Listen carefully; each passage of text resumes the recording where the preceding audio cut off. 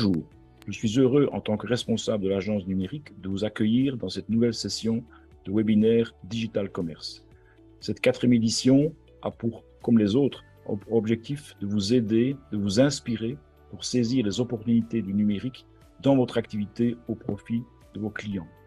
La situation de pandémie vécue récemment a montré l'importance de l'outil digital pour assurer la pérennité et la résilience de votre activité. Je vous souhaite donc une bonne session de webinaire Digital Commerce 2022. Bonjour chers commerçants, chères commerçantes, bienvenue à notre nouveau cycle Digital Commerce 2022. Alors nous accueillons bien évidemment vraisemblablement un certain nombre de webinautes qui nous ont suivis dans le cycle précédent et bienvenue à tous les nouveaux commerçants et commerçantes qui aujourd'hui sont conscients que le digital est important à la fois pour votre notoriété, pour votre communication, mais également pour augmenter votre chiffre d'affaires. Alors ce cycle Digital Commerce 2022 a aussi pour objectif de rester dans la tendance et dans l'évolution du digital. C'est la raison pour laquelle nous aurons de nouveaux webinaires, notamment sur le nouveau réseau social TikTok, sur lequel, bien évidemment, il est peut-être intéressant pour votre commerce d'être présent, mais également sur les paiements électroniques, puisque depuis le mois de juillet 2022, vous avez l'obligation en tant que commerçant de proposer des solutions électroniques, de paiement électronique à votre clientèle qui le demande. L'objectif aujourd'hui, c'est bien évidemment de vous accompagner pour vous permettre de vous envoler et surtout de vous accompagner pour vous envoler de la manière évidemment la plus confortable. Donc n'hésitez pas à suivre et à regarder encore une fois nos webinaires en replay pour véritablement vous implémenter de l'ensemble des compétences que nous vous offrons, Digital Wallonia, la région Wallonne, mais également le SNI.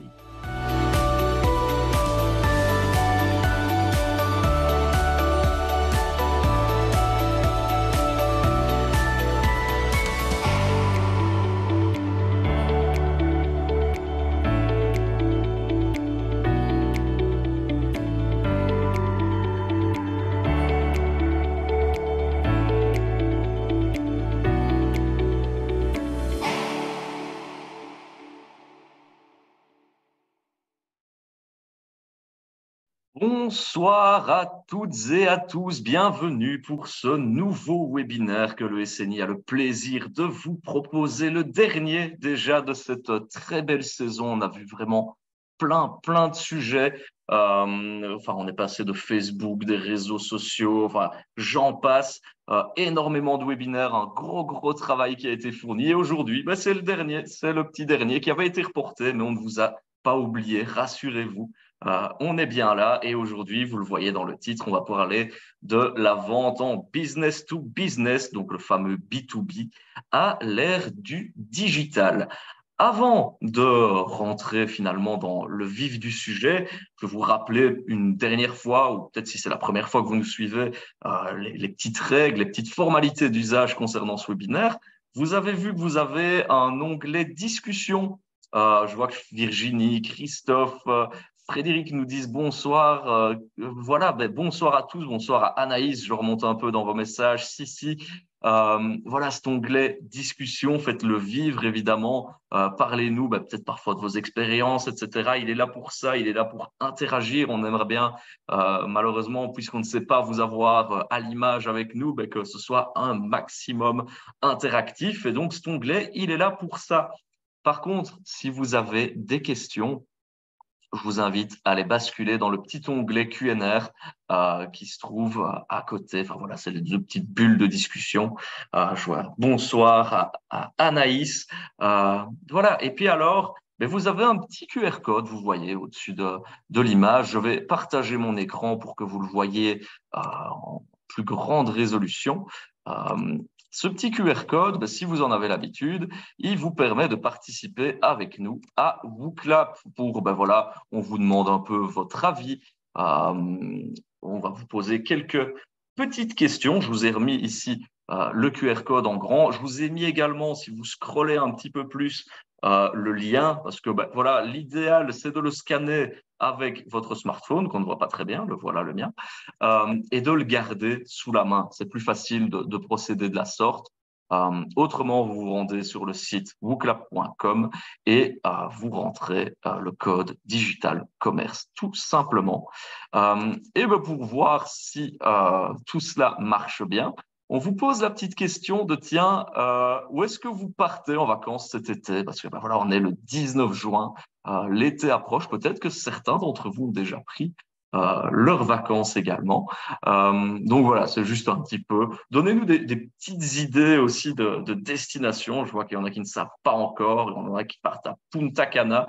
On ne sait pas encore. Bah oui, c'est la tendance, on ne se décide pas. Ce sera peut-être un last minute. Anaïs nous dit dans le chat, ce sera Majorque, l'Espagne, le soleil, la chaleur. Dans mon jardin, pourquoi pas, les vacances à la Belge, c'est pas mal aussi finalement. Donc voilà, donnez-nous un petit peu des idées. L'Égypte, les pyramides, parfait. Tout le monde va chercher la chaleur en tout cas. Je vois Sissi qui dit dans le sud de la France, les arcs sur argent ou argent, je ne sais pas comment je dois prononcer. Voilà, ça sent bon l'été, ça sent bon les vacances.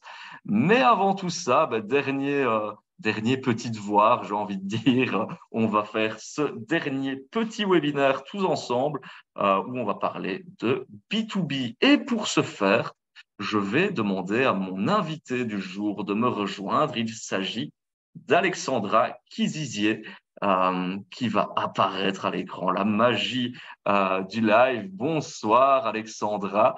Ton micro est coupé, voilà, il est activé, parfait. Comment vas-tu Alexandra? Écoute, bonsoir Adrien, je vais super bien et je suis très heureuse et je me sens honorée d'être parmi vous finalement en tant que, on va dire, intervenante, hein, parce que j'ai participé Maître, à l'heure et l'autre experte en webinaire. B2B. Oh là là là là, il me met la pression, Adrien.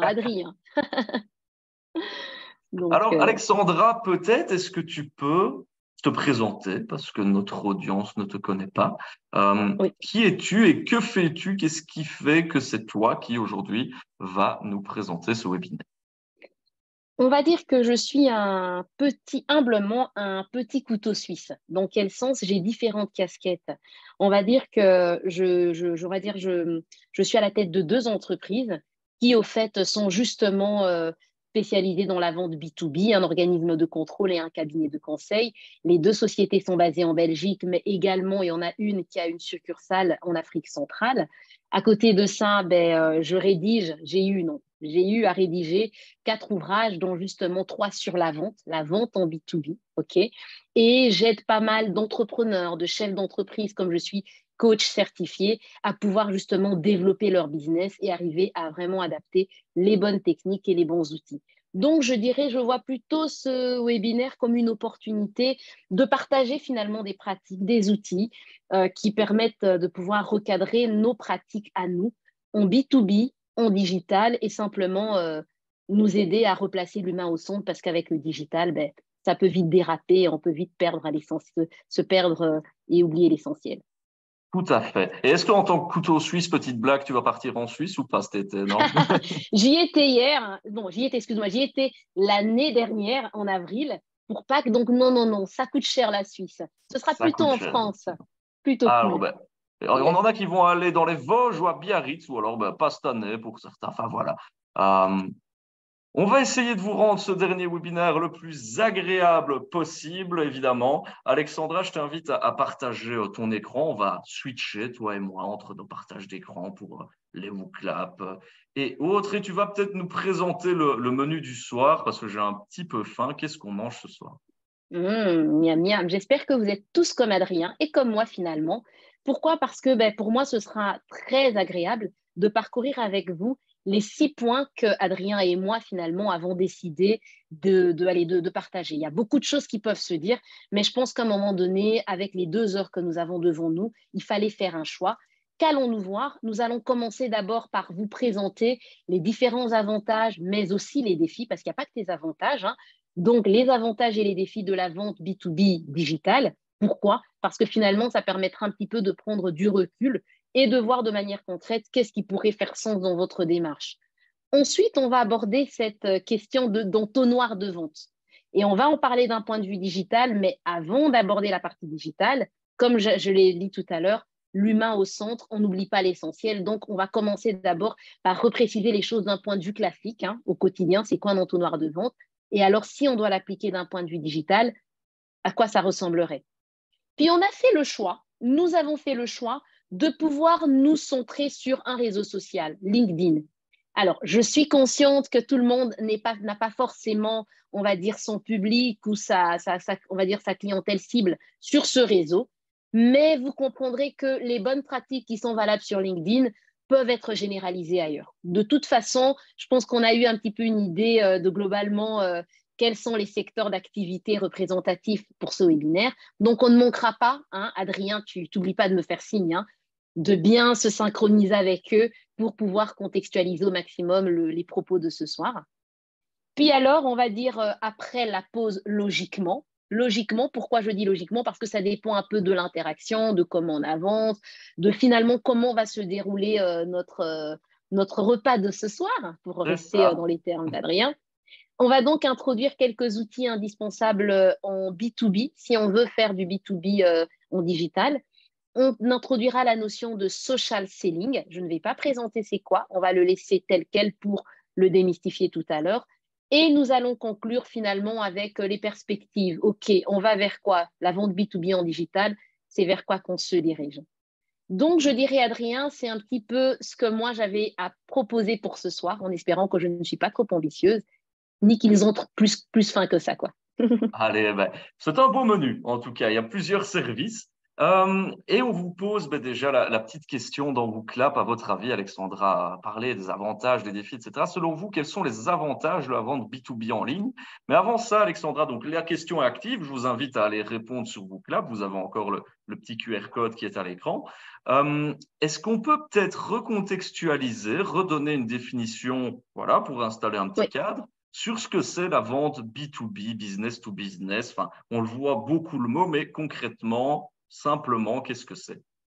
Oui, on va dire que globalement, on reste vraiment globalement, j'aimerais catégoriser la vente en deux types, en fonction de la cible vers laquelle on s'adresse.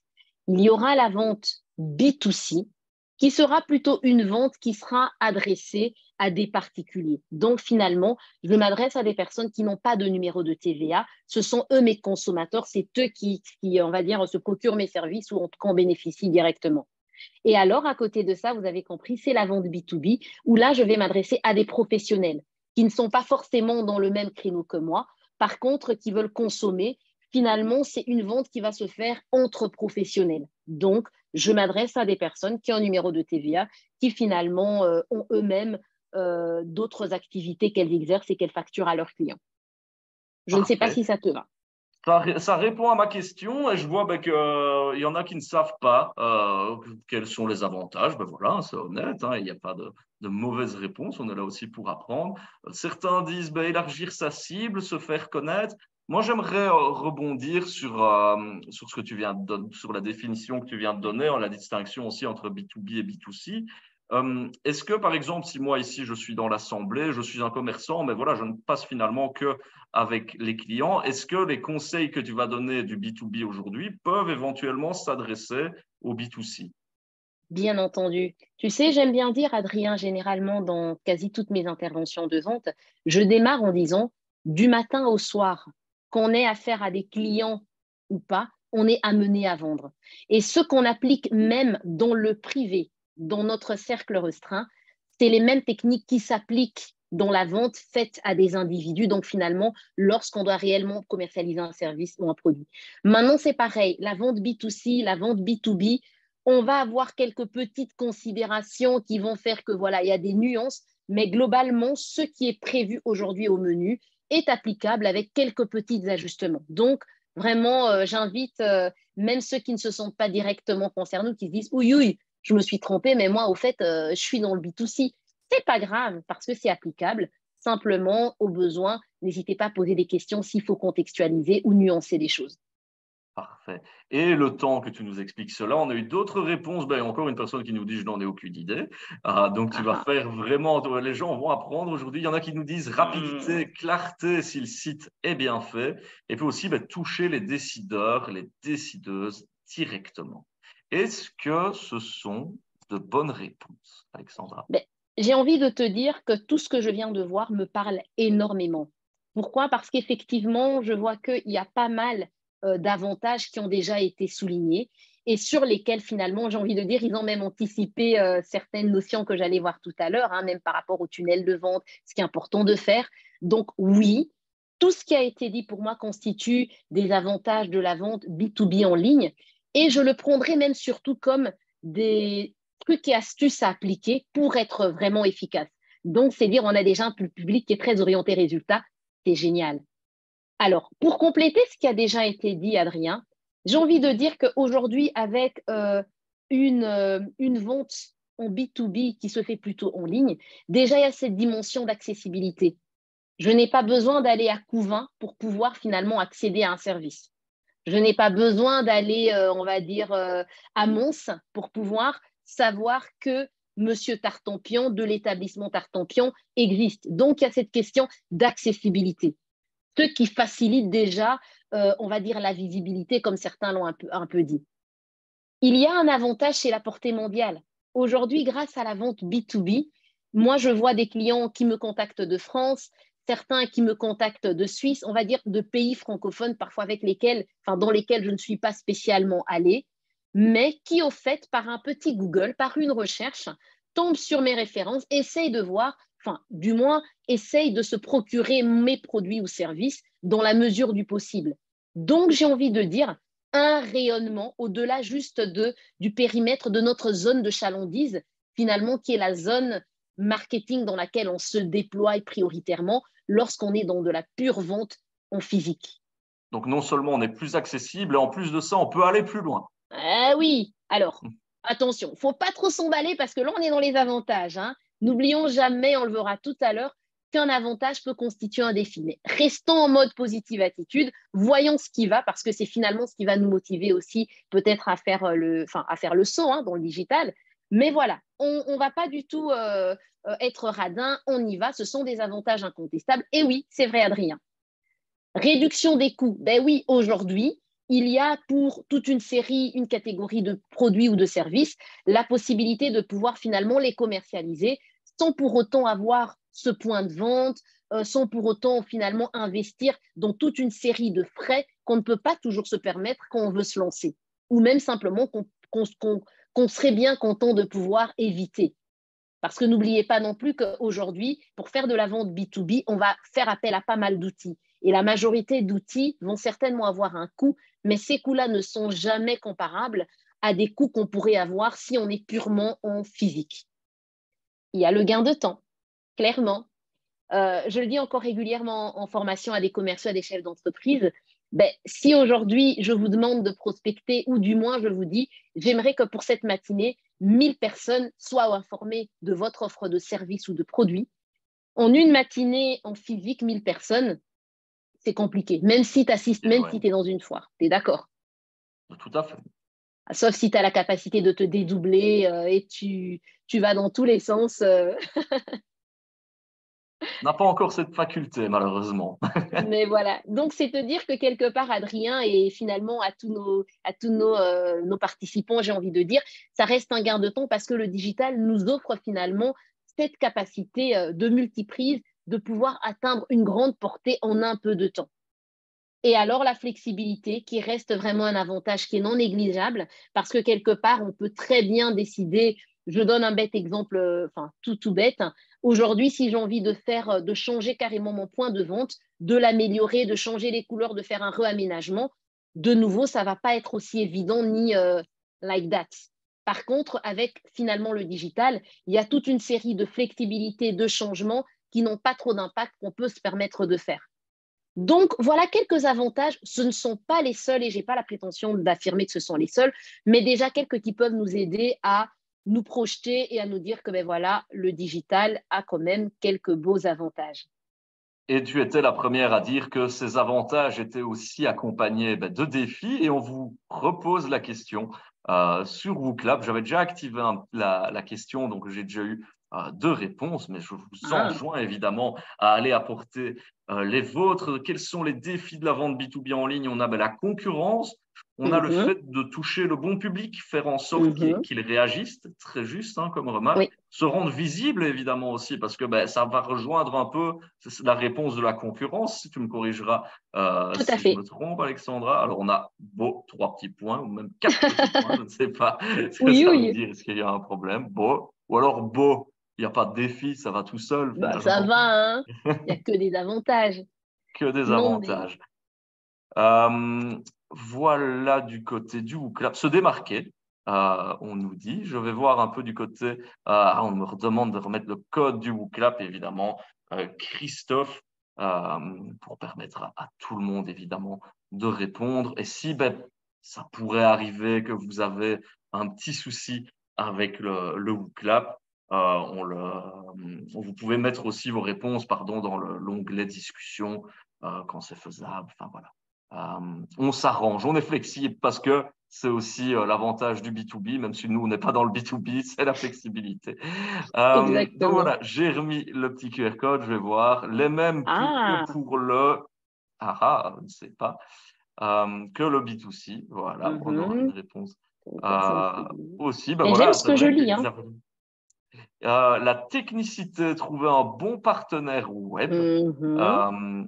Pas directement avec les personnes ciblées. Donc voilà, quand même un beau panel de réponses, la visibilité qui vient trouver le bon partenaire web. Je ne sais pas si c'est quelqu'un qui a renvoyé la même question, mais en tout cas, la même réponse, pardon, mais en tout cas, on a déjà pas mal de réponses. Du coup, savoir où investir et où ne pas investir, ça c'est aussi le nerf de la guerre. Souvent, c'est même quand on parle par exemple de posts sur les réseaux, c'est à dire est-ce que je fais sponsoriser mon post, où est-ce que je mets mon argent finalement. C'est un peu les mêmes défis. Il faut savoir être à l'écoute et il faut savoir être agile. Voilà, merci à vous toutes et tous pour ces réponses. Vous êtes en forme aujourd'hui, je vois. Est-ce qu'on a, Alexandra, des bonnes réponses? J'imagine que oui. J'ai envie de dire que j'aime beaucoup ce que j'ai lu parce que ça va même au-delà de ce que j'ai présenté. Moi, si tu veux, Adrien, de manière très concrète, voilà, j'ai fait le choix de pouvoir centrer sur 3 défis. Mais finalement, tout ce qui a été dit sont intégrés dans les 3 gros défis, enfin les 3 grosses familles de défis que j'ai proposé de pouvoir présenter. Donc, j'ai vu quelque chose qui était en rapport avec la confiance. En effet, vu que justement, il y a cette accessibilité, cette facilité de pouvoir investir le web, aujourd'hui, clairement, ça devient un peu compliqué de pouvoir être crédible. Ça devient un peu compliqué de pouvoir construire rapidement cette confiance qu'on aimerait obtenir du public. À côté de ça, on l'a vu, la concurrence accrue. Autant c'est super chouette, comme tu disais, nous sommes les rois enfin, tu m'as dit comme ça, mais nous sommes les rois du monde, je vends à Panama, jusqu'à Punta Cana s'il le faut. Mais, moi j'arrive jusque-là, mais eux aussi, du coup, ils attaquent aussi mes clients. Donc, une concurrence accrue qui fait qu'aujourd'hui, on va chercher un produit, on retrouve toute une série de fournisseurs. Pas évident, hein. Et alors, il faut savoir, finalement, c'est ce que tu as mis, qu'est-ce qui nous démarque, qu'est-ce qui fait notre force? Tout à fait, exactement, tout à fait. Donc là, rien qu'en étant dans ces défis-là, une adaptation constante aujourd'hui, qu'on le veuille ou non, on est obligé de ne pas perdre le nord. Le digital est finalement un monde, j'ai envie de dire, qui évolue tellement vite, où justement on est tellement vite mis en comparaison qu'on ne peut pas se permettre de rester, d'être has-been. Voilà. Donc, je dirais ce sont des défis, mais comme on est orienté solution, Adrien, j'ai envie de dire, voilà, un défi, c'est la confiance, d'où, vous l'aviez déjà marqué, on va devoir travailler pour arriver à établir une réputation solide, avoir des références, faire un travail propre. Vous l'avez marqué, peut-être même s'entourer de professionnels qui vont renvoyer une image professionnelle par rapport à notre site web, par rapport à notre approche. On va essayer d'éviter de ne pas forcément être agile. J'ai entendu parler d'agilité, donc faire preuve d'agilité, de réactivité par rapport au contact client. J'ai parlé de concurrence accrue, tu l'as dit finalement Adrien, il faudra venir avec une vraie proposition de valeur. Comment je me différencie? Qu'est-ce qui fait qu'on vienne chez moi et pas chez l'autre? L'idée ici, ce ne sera pas juste d'avoir un énième salon de coiffure qui aura une vitrine en ligne ou un Google My Business, mais l'idée sera de dire, lorsqu'on cherche salon de coiffure, j'ai n'importe quoi à Waterloo, finalement, on tombe sur le mien qu'est-ce que ça renvoie? Quel est le plus que j'ai par rapport à tous mes concurrents? Et enfin, je l'avais dit, adaptation constante, ça va demander justement tout ce travail, vous en avez parlé également, afin de mettre en place des stratégies, arriver à récupérer des retours sur expérience, finalement interagir avec le public pour être toujours sûr que tout ce qu'on fait s'adapte aux besoins de notre cible, aux besoins du marché et surtout à son évolution, tout en essayant de ne pas perdre le cap et rester dans le train de la technologie. Alors, tu vas nous parler maintenant du fameux entonnoir de vente. Tous ceux qui ont déjà eu des petites notions de marketing en ont déjà entendu probablement parler. C'est de ça, donc, quand on parle du fameux funnel de vente, j'imagine. Yeah. Et je vais te challenger, c'est trop dire, hein, pour la question que je vais te poser. Adrien, quelle est la particularité d'un entonnoir? Un entonnoir classique? Ah ben, c'est que tu vas du plus grand vers le plus petit. Ah, exactement. En vente, en règle générale, quand on a envie on va dire, lorsqu'on on ambitionne de vendre un produit, oui, on a notre clientèle cible. Mais avant de retomber sur ceux qui vont décider, la partie du bas, là, d'acheter nos produits, ceux que finalement on va convertir, on est obligé de brasser large. OK? Parce qu'il y a cette dimension de ce qu'on va appeler le taux de conversion. Le taux de conversion voudrait dire quoi? Si j'attaque 10 prospects, j'en convertis combien au final? Si j'en convertis que 1 sur 10, je peux dire que j'ai un taux de conversion de 1 sur 10. Ça veut dire qu'au départ de mon entonnoir, j'avais 10 billes, OK, ou 10 litres, et en ressortant, j'en ai 1. Alors, aucune critique, aucun commentaire. L'important, c'est de connaître son taux de conversion et de travailler à l'améliorer. Lorsqu'on démarre, le taux, en général, je dirais, il ne faut pas être trop ambitieux, il faut être réaliste, c'est normal. Et au fil du temps, que ce soit en classique ou en digital, on va justement essayer d'identifier ce qui ne va pas, mais aussi vite voir ce qui va, de manière à pouvoir améliorer ce taux pour finalement exploser les performances. Donc, je vois que tu distingues les deux, désolé de t'interrompre, mais tu non, je t'en distingues prie, les deux, le vas-y. classique et le digital. Il y a une différence entre les deux? C'est pas la même manière de fonctionner? On va dire que le principe est le même, Adrien, mais de manière classique, dans un entonnoir de vente plutôt classique, on aura globalement 4 grosses étapes. Alors, on ne va pas se formaliser, soyons bien conscients du fait que dépendant d'une littérature à l'autre, d'un ouvrage à l'autre, vous allez peut-être avoir l'une ou l'autre étape en plus, mais la base, elle est là humblement.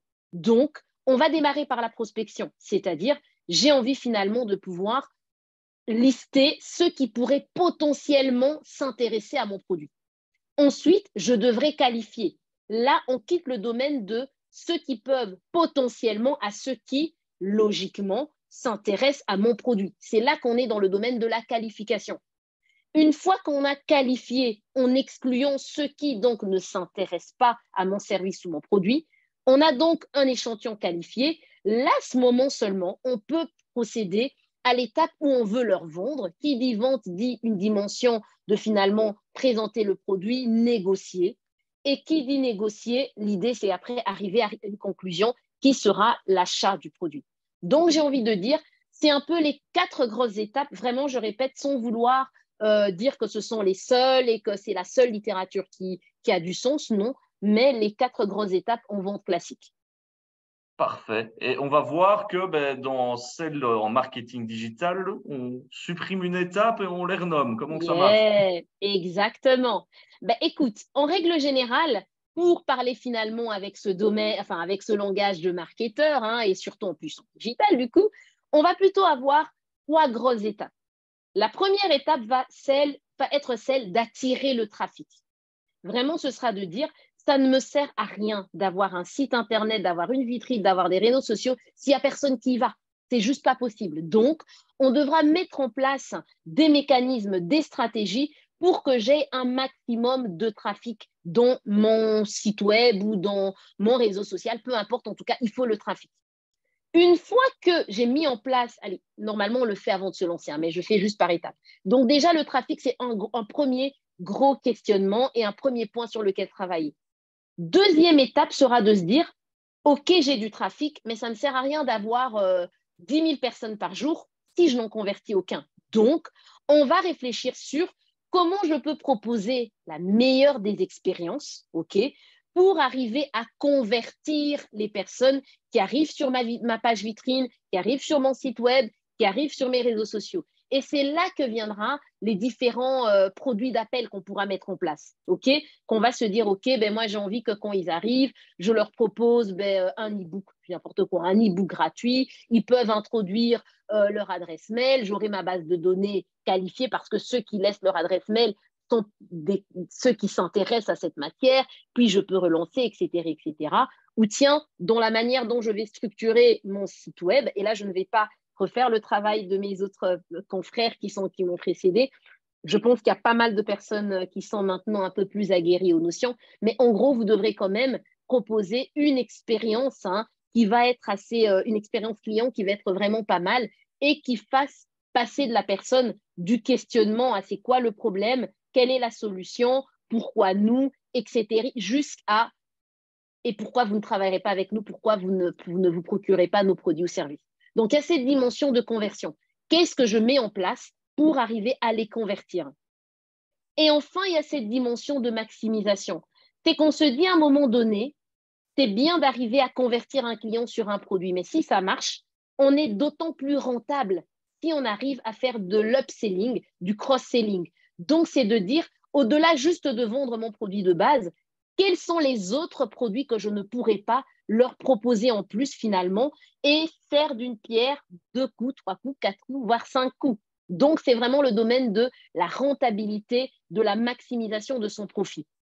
J'ai envie de dire, Adrien, finalement, ce sont ces 3 étapes qui sont un peu différentes des autres, mais on a quand même cette dimension trafic qu'on attire, prospection, taux de conversion, voilà, entonnoir, il faut un maximum, puis alors conversion, qui va plutôt s'apparenter à toute cette dimension de qualification et plutôt négociation. Et alors, dans la maximisation, là, on a déjà la conclusion, comme on l'avait vu de l'autre côté, mais on rajoute encore plus et on gonfle le panier au fait, voilà. On explose le ballon, comme dirait mon ancien associé. On essaye de maximiser finalement. Yes. Dans la suite, on va justement s'arrêter peut-être sur le trafic, justement, déjà, de quels moyens il peut venir. Ça passe inévitablement en 2023 par les réseaux sociaux. On vous demande, pour tout simplement voilà, orienter les exemples, quels sont les réseaux sociaux les plus adaptés à votre activité. Je vais partager mon écran quelques petits instants. Je vais repartager le petit QR code pour ceux qui en ont besoin. Roxane nous dit dans l'onglet questions, mais c'est plus une remarque, que l'achat de trafic, ça peut coûter cher. Mais est-ce qu'on est obligé d'en acheter finalement? Parce que comme tu dis, l'important, il n'est pas tellement dans le nombre, il est vraiment dans cette qualification. Oui, et j'ai envie de te dire, Adrien, on le verra tout à l'heure, personnellement, c'est bien les outils, c'est bien l'automatisation, c'est bien finalement d'être outillé, de connaître, mais l'organique est aussi important. C'est comme ça qu'on parlera tout à l'heure de social selling et aussi de bien comprendre quel est le chemin par lequel je les fais passer. Après, je peux éventuellement booster, mais se dire, comme on l'avait discuté il y a quelque temps, je prends d'abord la dimension où je paye, j'achète. C'est pas mauvais, mais je ne suis pas très friande personnellement. J'encourage d'abord d'essayer avec les techniques organiques, puis après de les booster ou de les affiner. Alors, merci pour la réponse à cette question, enfin à cette remarque plutôt. On fait un petit tour du côté du sondage et on voit c'est Facebook qui reste, même si on dit que c'est le géant qui est en train de s'essouffler, à 89% pour notre public. C'est Facebook qui est le plus adapté à son activité, 80% maintenant, mais ça reste le premier résultat, suivi de LinkedIn. On a Instagram, on a Pinterest, personne n'a mis Twitter, on a un peu YouTube, on en a d'autres. Enfin, ceux qui ont répondu autres, je vous invite à mettre dans l'onglet discussion justement quels sont les autres réseaux sociaux que vous voyez. Voilà, j'ai mis un petit panel. On a personne sur Snapchat et TikTok qui sont ceux qui explosent, surtout TikTok. Snapchat, personne. Twitter, personne non plus. Le site web, oui, c'est pas, enfin, voilà, dans les réseaux sociaux. C'est une vitrine en tout cas, c'est pas un réseau social, mais Mais voilà, Google aussi, bah oui, Google My Business, c'est vrai que c'est un petit réseau social finalement. Oui, tout à Euh, fait. donc voilà. Mais donc tu vois que Facebook est le Et les- leader et ouais. celui qui va nous intéresser dans cette partie qui arrive, il est deuxième. Il s'agit de LinkedIn. Mais alors, c'est très intéressant, finalement, ces statistiques que nous venons de parcourir ensemble, Adrien, parce que j'ai envie de dire que finalement, ça me plaît. Vu qu'on va parler un peu de LinkedIn, Facebook n'est pas dans le même registre, mais a toute une série de choses qui pourront facilement être applicables et je pourrais nuancer de toute façon, comme je l'avais dit. N'hésitez pas dans le chat à poser des questions et moi-même, je ferai vraiment l'effort de nuancer, contextualiser au maximum. Alors, on va un petit peu réfléchir, hein, sur quelques bonnes pratiques sur LinkedIn. On va dire la première bonne pratique, mais qui est aussi valable pour Facebook et sur n'importe quel réseau social, c'est d'optimiser son profil. Bien souvent, on ouvre un réseau social et on se dit, voilà, c'est bon, on est très vite pressé de pouvoir partager du contenu et être dans l'action. Alors moi, je suis Madame Action, j'adore l'action. Mais qui dit action, pour être efficace, dit au préalable préparation. Donc, une bonne photo professionnelle, hein, un titre professionnel bien percutant, je vais expliciter tout à l'heure, un résumé convaincant, un contenu qu'on va publier régulièrement, ne pas hésiter de mettre bien en avant ses compétences ou des recommandations. Alors, la dimension compétences, recommandations, on ne la retrouve pas sur Facebook. La partie résumé, pas forcément en l'état. Par contre, pour tout le reste, c'est valable. J'ai envie de dire, photo professionnelle égale la photo qui est cohérente avec l'image de votre métier. Donc, je ne serais pas du tout, alors là, du tout embêtée de voir un chef cook, un chef cuisinier, qui au fait aurait finalement son vêtement de cuisine et qui ferait une photo bien professionnelle. Pareil, autant j'aime bien, on va dire, c'est pas le cas, hein, autant par exemple, j'aime bien les vêtements plutôt fun, d'été, tout ce qu'on veut. Si je me profile plutôt comme une consultante, on va dire, ou encore une formatrice, on va dire même en vente, j'aurais mieux fait de présenter une photo professionnelle de moi, mais dans un accoutrement qui concorde, qui converge avec mon métier. Pourquoi? Avec l'image de ma profession. Pourquoi? Rappelez-vous, on a parlé de la confiance. Avant de faire confiance à votre produit, à votre service, les gens ont besoin de pouvoir faire confiance à votre image. Ce qui voudrait dire que là, je parle bien d'un profil, d'un entrepreneur, d'un chef d'entreprise, d'un commerçant qui se met en avant. Ça ne change rien. Vous avez une page d'entreprise, c'est pareil. Un bon logo, pas avec des pictos, mais vraiment correct, ok, pas vectorialisé. Un bon logo, de belles photos. Aujourd'hui, il y a moyen de pouvoir présenter du propre et du professionnel. Un shooting, c'est pas les yeux de la tête. Alors, je ne veux pas minimiser le coût d'un shooting, mais je vais dire par là, c'est un investissement sur lequel on ne devrait pas trop chicaner ou chipoter parce que c'est celui qui va vraiment renvoyer cette dimension de crédibilité. Résumé convaincant, ce sera peut-être simplement la présentation de votre activité. Vous faites quoi? OK? Alors, je vais juste insister sur quelque chose, je reviendrai sur ça tout à l'heure, Adrien. Quand je parle de titre professionnel percutant, par là, je sous-entends quoi? Souvent, dans les réseaux sociaux, surtout sur LinkedIn, pour rester focus dessus, on peut se présenter en une phrase. Et souvent, je vois commerçant, formateur, c'est bien, mais c'est pas sexy, ça n'intéresse pas les gens. Ce qui intéresse les gens, c'est qu'est-ce que vous apportez comme solution, en quoi vous êtes intéressant pour eux. Donc finalement, plutôt que de leur dire consultant, non, j'aide les entreprises à améliorer leur performance. C'est cette présentation, par exemple, qui parlerait aux gens. Parce qu'en allant sur votre page, sur votre page, sur votre compte, ou même simplement en allant finalement, et voilà, sur votre compte, ils voient directement en une phrase en quoi c'est intéressant d'être en contact avec vous. Qu'est-ce que vous apportez? Cette notion de proposition de valeur. C'est quoi votre proposition de valeur? J'allais rebondir justement dessus, hein, finalement, c'est ce qu'on Vas-y. a dit tout à l'heure. Qu'est-ce qui nous différencie? Quelle est notre proposition de valeur? Tu Oui, viens de le dire.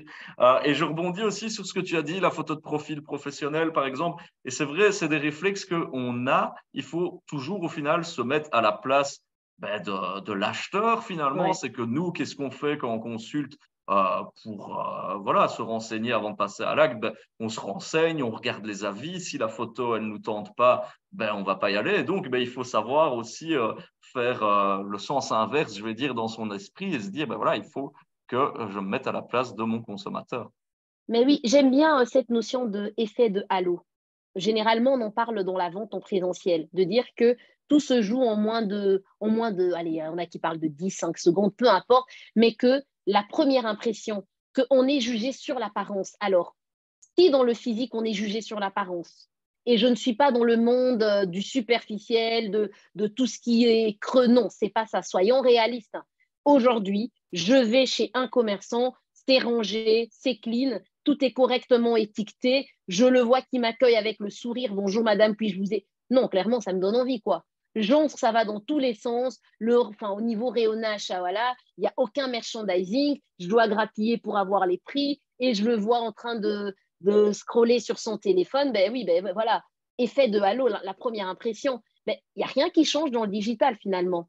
C'est une sorte d'effet de halo. Qu'est-ce que tu me renvoies comme image quand je vais sur ton réseau social? Est-ce que ça me parle? J'ai l'impression que je suis dans le domaine du pro et je suis en confiance. Ou est-ce que je me dis, ouïe, on est en train de s'essayer là. Attention, attention. Warning. OK?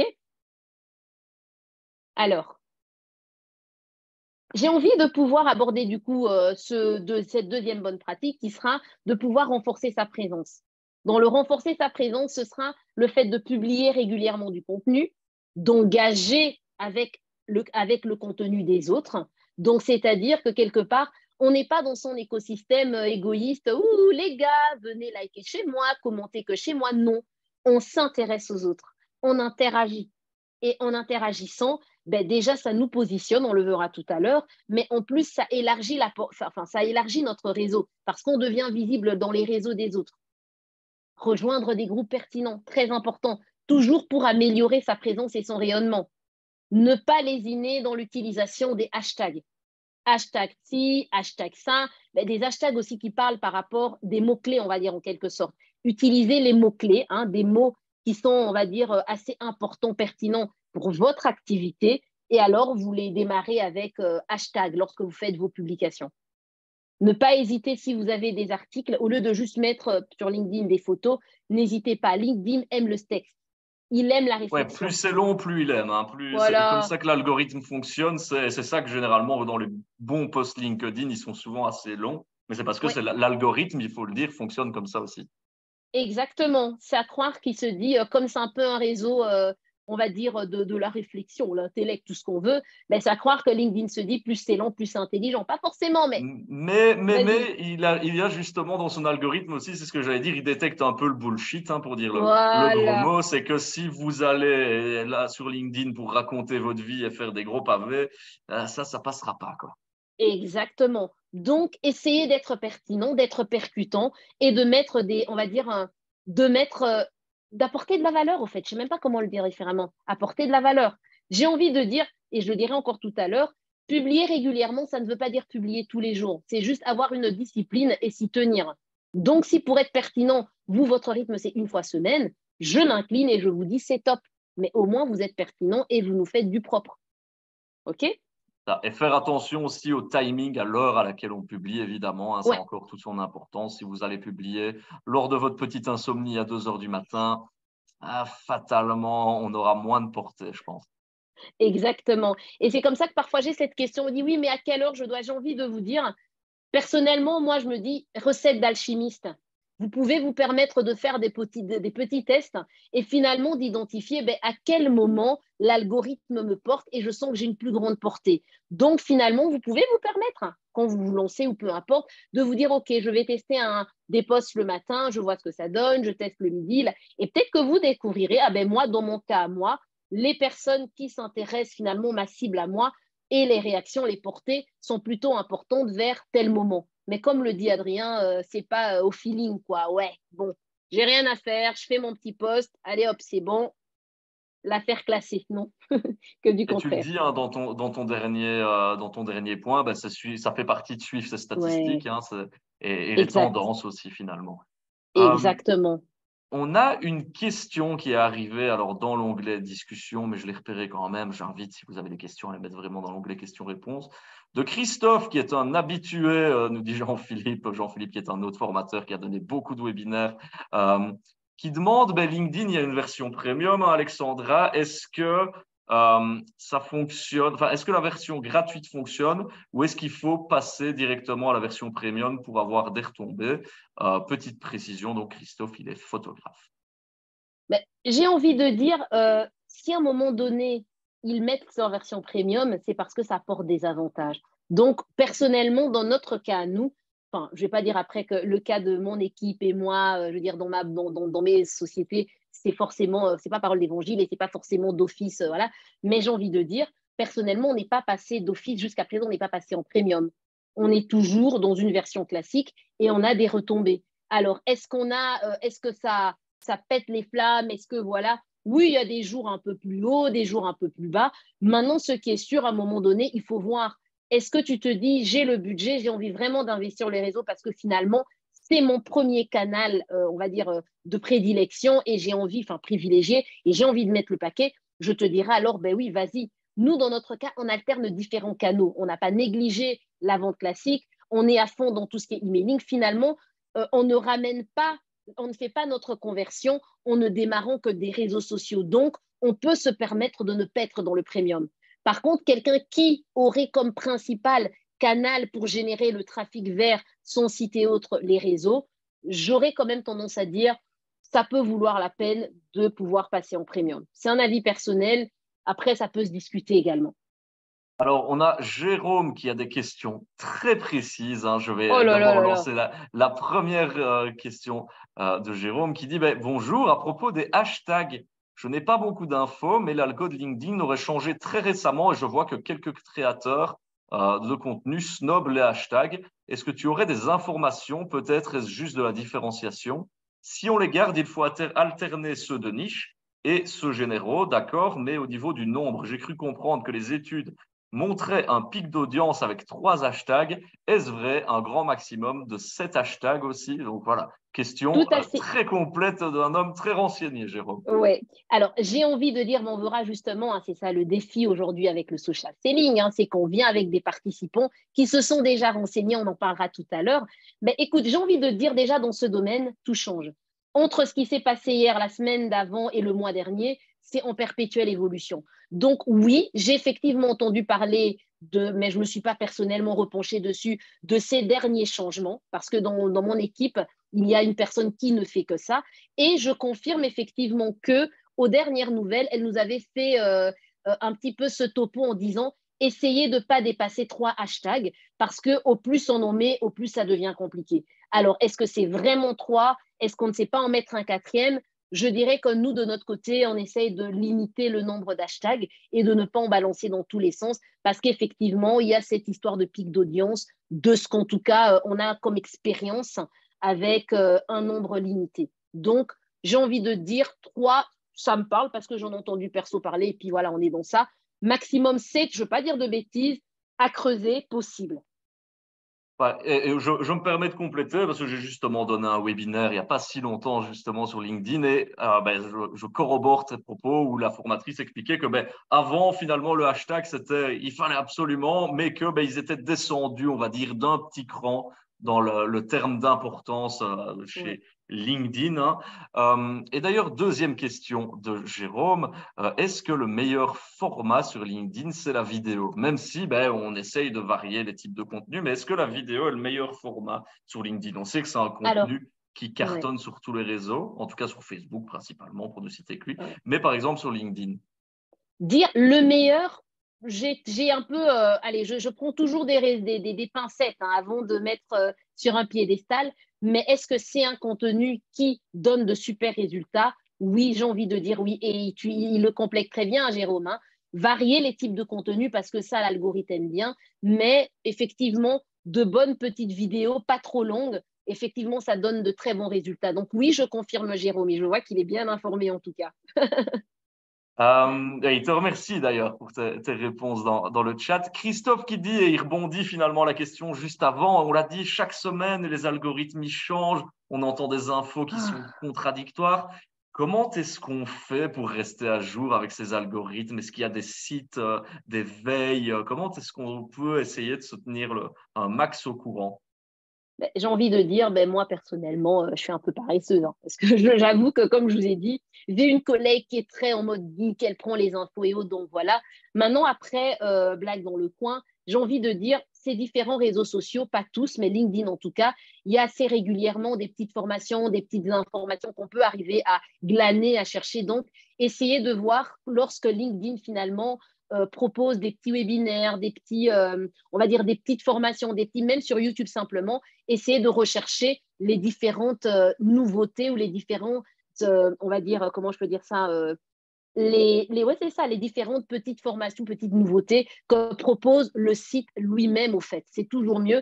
Après, derrière, ne pas hésiter. Après, il y a parfois différents forums où on peut échanger avec des personnes qui sont spécialisées en communication. Justement, rejoindre peut-être des groupes. Vous n'êtes pas spécialiste en communication digitale, vous n'avez peut-être pas l'ambition de le devenir, mais ça peut être intéressant d'en parler des groupes pertinents, de rejoindre un groupe pertinent, peut-être de spécialistes en communication digitale et prendre un peu l'une et l'autre info. Adrien, je ne sais pas si tu souhaites compléter avec quelque chose.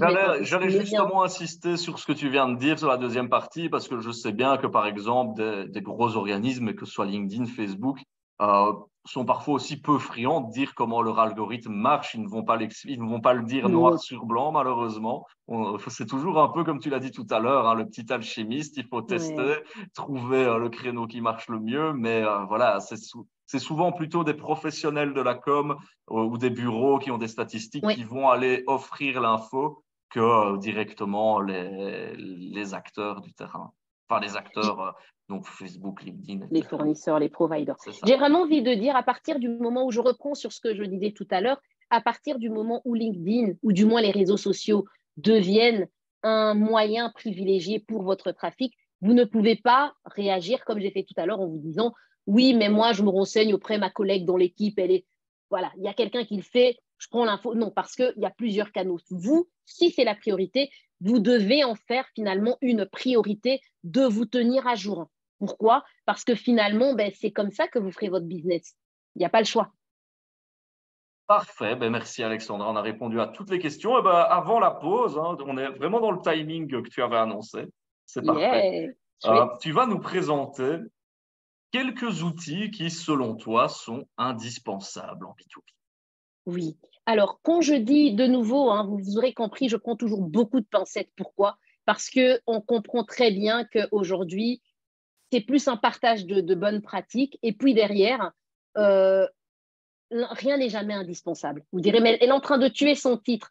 Non, je veux dire par là, c'est qu'on peut faire pas mal de choses, mais je veux dire, pour faire de la croissance, c'est indispensable peut-être de ne pas, parce que je ne suis pas là pour faire la pub de ces outils, mais peut-être de réfléchir à des outils similaires ou qui sont en tout cas dans la même lignée pour arriver à booster ce qu'on fait déjà. Ces outils ne vont pas répondre à nos solutions si nous-mêmes, on ne fait pas l'effort de bien comprendre comment ça marche, qu'est-ce qu'il y a d'intéressant, je me renseigne sur l'algorithme. Non, ils ne feront pas le job à notre place. Ils ne vont faire que porter nos efforts. OK? Et puis, je compléterai aussi qu'il faut savoir aussi soi-même identifier quel outil nous est, entre guillemets, indispensable, quel outil nous convient, parce qu'ils ne vont pas tous convenir à notre activité. Tout à fait. J'ai fait le choix de recentrer sur 4 outils qui, pour moi, sont un peu pertinents parce que je réalise que parfois, on peut être dans des doublons et noyer avec plusieurs infos. Sur LinkedIn, il y a finalement l'outil de prédilection que propose LinkedIn, le Sales Navigator. Donc, finalement, c'est juste une version avancée qui va nous permettre des mises en contact, d'aller en contact avec des prospects, d'analyser leur profil, de suivre leur activité, d'interagir avec eux. J'ai envie de dire, ça ne sert à rien de tout miser sur le Sales Navigator si, d'un point de vue organique, vous ne pratiquez pas les bonnes pratiques, je me répète, dont je viens de parler tout à l'heure. Pourquoi? Parce que, je répète, le Sales Navigator va venir pour porter ce que l'on fait, rajouter une dose de performance à ce qu'on fait, mais il ne va pas faire le job à notre place. Donc, si toi, ton profil, permettez-moi, il est pourri, il n'y a pas de photos, tu publies rien, tu n'aimes pas aller poster, tu n'aimes pas aller interagir avec les autres, tu n'entres pas dans des groupes. Finalement, c'est le gros autiste dans son coin qui ne veut rien faire du tout. c'est pas lui qui va faire le job. Parce que même avec Sales Navigator, attention à ne pas virer dans le spam. Il y a une manière d'approcher. Tout à Je fait, vois j'allais même dire Adrien que. qui réagit. Ouais, mais parce que Vas-y. justement, ce même webinaire LinkedIn j'ai expliqué plus tôt, c'est que beaucoup disaient, bah oui, je reçois souvent énormément de messages, mais comme on l'a dit tout à l'heure, en fait, qui ne sont pas qualifiés, qui n'ont rien à voir avec mon secteur, et je considère ça finalement comme du spam, et ça reste une mauvaise pub finalement, le spam. Oui, exactement. Et j'ai envie de dire, sans aller maintenant dans une formation Sales Navigator, nous personnellement, comment on a eu, parce que maintenant on ne l'utilise plus beaucoup, parce qu'on n'a plus ressenti le besoin de poursuivre, mais on l'utilise à un long moment, il est très très bien, mais comment on l'a utilisé, c'est pas pour envoyer directement des messages et voilà, la personne ne te connaît pas. Non, c'était pour nous permettre surtout d'analyser les profils, de voir les activités, et finalement, l'équipe commerciale et même moi-même, c'était on voyait vraiment une invitation à la personne, chercher le contact en direct que Alexandra invite Adrien, puis alors éventuellement, sur cette base-là, Sales Navigator n'était qu'un support dans le profiling et dans la manière d'interagir et nous permettre de finalement toujours être là pour ah tiens, Adrien a posté telle chose, je vais un peu commenter, alors c'est pas faire le lèche-cul, mais quand même rebondir, finalement s'assurer pour toujours être au bon endroit au bon moment quand Adrien est actif. Donc finalement, il faut une bonne intelligence quand même avec tous ces outils, pas juste les utiliser en mode hop, voilà, OK? À côté de cet outil, j'ai envie de mettre comme outil, finalement, on va dire Casper, qui au fait va être un outil qui va nous permettre de pouvoir déjà faire de l'automatisation de la prospection B2B. Comment? En collectant toute une série de données, nous aider à créer finalement des bases de données qualifiées, nous générer des leads avec lesquels on peut interagir dans la légalité. Donc, je dirais finalement, on a Sales Navigator, on a Casper et on a plein d'autres, mais voilà, ce sont un peu les deux que j'ai mis. À côté de ça, on peut se dire, OK, moi, il n'y a pas que les réseaux sociaux, j'ai envie d'interagir via l'emailing ou autre. On a MailChimp, on a Sendinblue, il y a plein d'autres types de plateformes qui vont nous permettre de générer des emailings qui vont faire finalement une interaction avec la clientèle. Donc, de nouveau, toujours la question, OK, on va le faire, mais on ne décide pas un matin, je vais utiliser MailChimp. Non, il te faut une base de données qualifiée. Si à un moment donné, tu n'as pas cette démarche commerciale de pouvoir constituer la base de données d'une manière ou d'une autre, tu seras quand même bloqué, il ne fera pas le job il fera pas le job à ta place. Et alors, il y a derrière Buffer qui sera plutôt un outil de gestion de réseaux sociaux pour planifier, publier, analyser les contenus, finalement faire toute cette dimension nous faciliter notre quotidien, on va dire, dans la prise en main des outils. Il y en a plein d'autres, donc je ne veux vraiment pas qu'on retienne, oui, mais donc en gros, j'ai besoin que de ces 4 outils. Non, juste pour nous ouvrir en disant, il y a beaucoup de choses qui peuvent nous aider, mais attention, attention, ce ne sont que des supports, des outils. Ils ne vont pas remplacer notre connaissance et notre stratégie, parce que finalement, le tunnel de vente, c'est une question de stratégie de vente.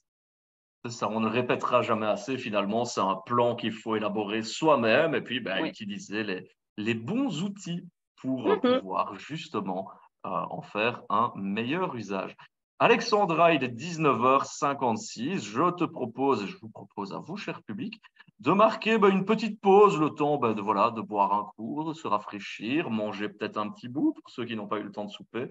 Même si j'espère que vous mangez déjà un petit bout en nous regardant, finalement, vous avez tout à fait le droit. Je vais vous diffuser une petite vidéo pendant ce temps-là où on parlera également des chèques entreprises sur comment utiliser ces fameux chèques entreprises qui peuvent vous aider notamment dans votre digitalisation sur plein de domaines, que ce soit du marketing à la cybersécurité. Donc voilà, je vous propose de se retrouver d'ici, je pense qu'elle dure 6-7 minutes cette vidéo, donc on se retrouve juste après, on coupe nos caméras, nos micros, et à tout à l'heure. À tout à l'heure.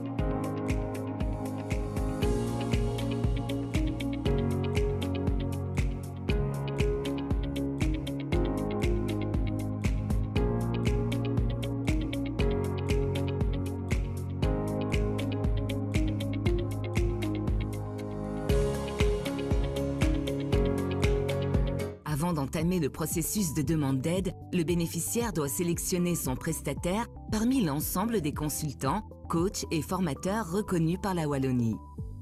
Petite précision, le formulaire de demande de chèque en ligne peut être complété soit par le bénéficiaire, soit par le prestataire. Les données encodées restant enregistrées, elles ne sont à remplir qu'une seule fois. La première étape consiste à s'inscrire sur la plateforme. Rien de plus simple. Identifiez-vous en tant que personne physique avec votre carte d'identité. Vous ne le faites qu'une seule fois. Complétez vos coordonnées. Un email de vérification de celle-ci vous est envoyé. Votre inscription donne accès à un tableau de bord. Vous pouvez dès lors compléter le formulaire de demande de chèque en passant d'un onglet à l'autre. Pour cette étape, préparez le numéro banque Carrefour des entreprises du bénéficiaire ou du prestataire choisi. Si le bénéficiaire est un créateur d'entreprise, il ne dispose donc pas encore de numéro BCE. Pas de problème, il suffit d'encoder son numéro de registre national. Complétez ensuite les champs liés à votre demande. Pour accélérer cette étape, certaines informations peuvent être préparées à l'avance. Les objectifs du chèque demandé, la valeur ajoutée de la prestation pour l'économie wallonne, le planning supposé de la prestation, le montant du devis émis par le prestataire et la convention. La plateforme indique alors deux montants, l'intervention publique de la Wallonie et la quote-part à verser par le bénéficiaire pour que la prestation puisse débuter. Une fois les champs complétés, le dossier est soumis à l'administration pour vérification. Si le dossier est incomplet, l'administration revient vers vous. Vous bénéficiez alors d'un délai d'1 mois pour le compléter. Quand le dossier est complet, l'administration notifie son accord par email dans les 5 jours ouvrés. Elle invite le bénéficiaire à payer sa quote-part. Une fois la quote-part versée, la prestation peut débuter. Elle doit obligatoirement être réalisée dans le délai imparti, entre 3 et 36 mois selon le chèque choisi. Enfin, lorsque la prestation est terminée, vient la phase de clôture du dossier. Le prestataire émet une facture et un rapport de prestation. Il les charge sur la plateforme. Le bénéficiaire valide ces documents dans les 15 jours ouvrés. L'administration vérifie le dossier avant de payer le prestataire. Attention, la TVA reste à charge du bénéficiaire. Accès facile, traitement rapide. Aujourd'hui, profiter de l'accompagnement de spécialistes n'a jamais été aussi aisé.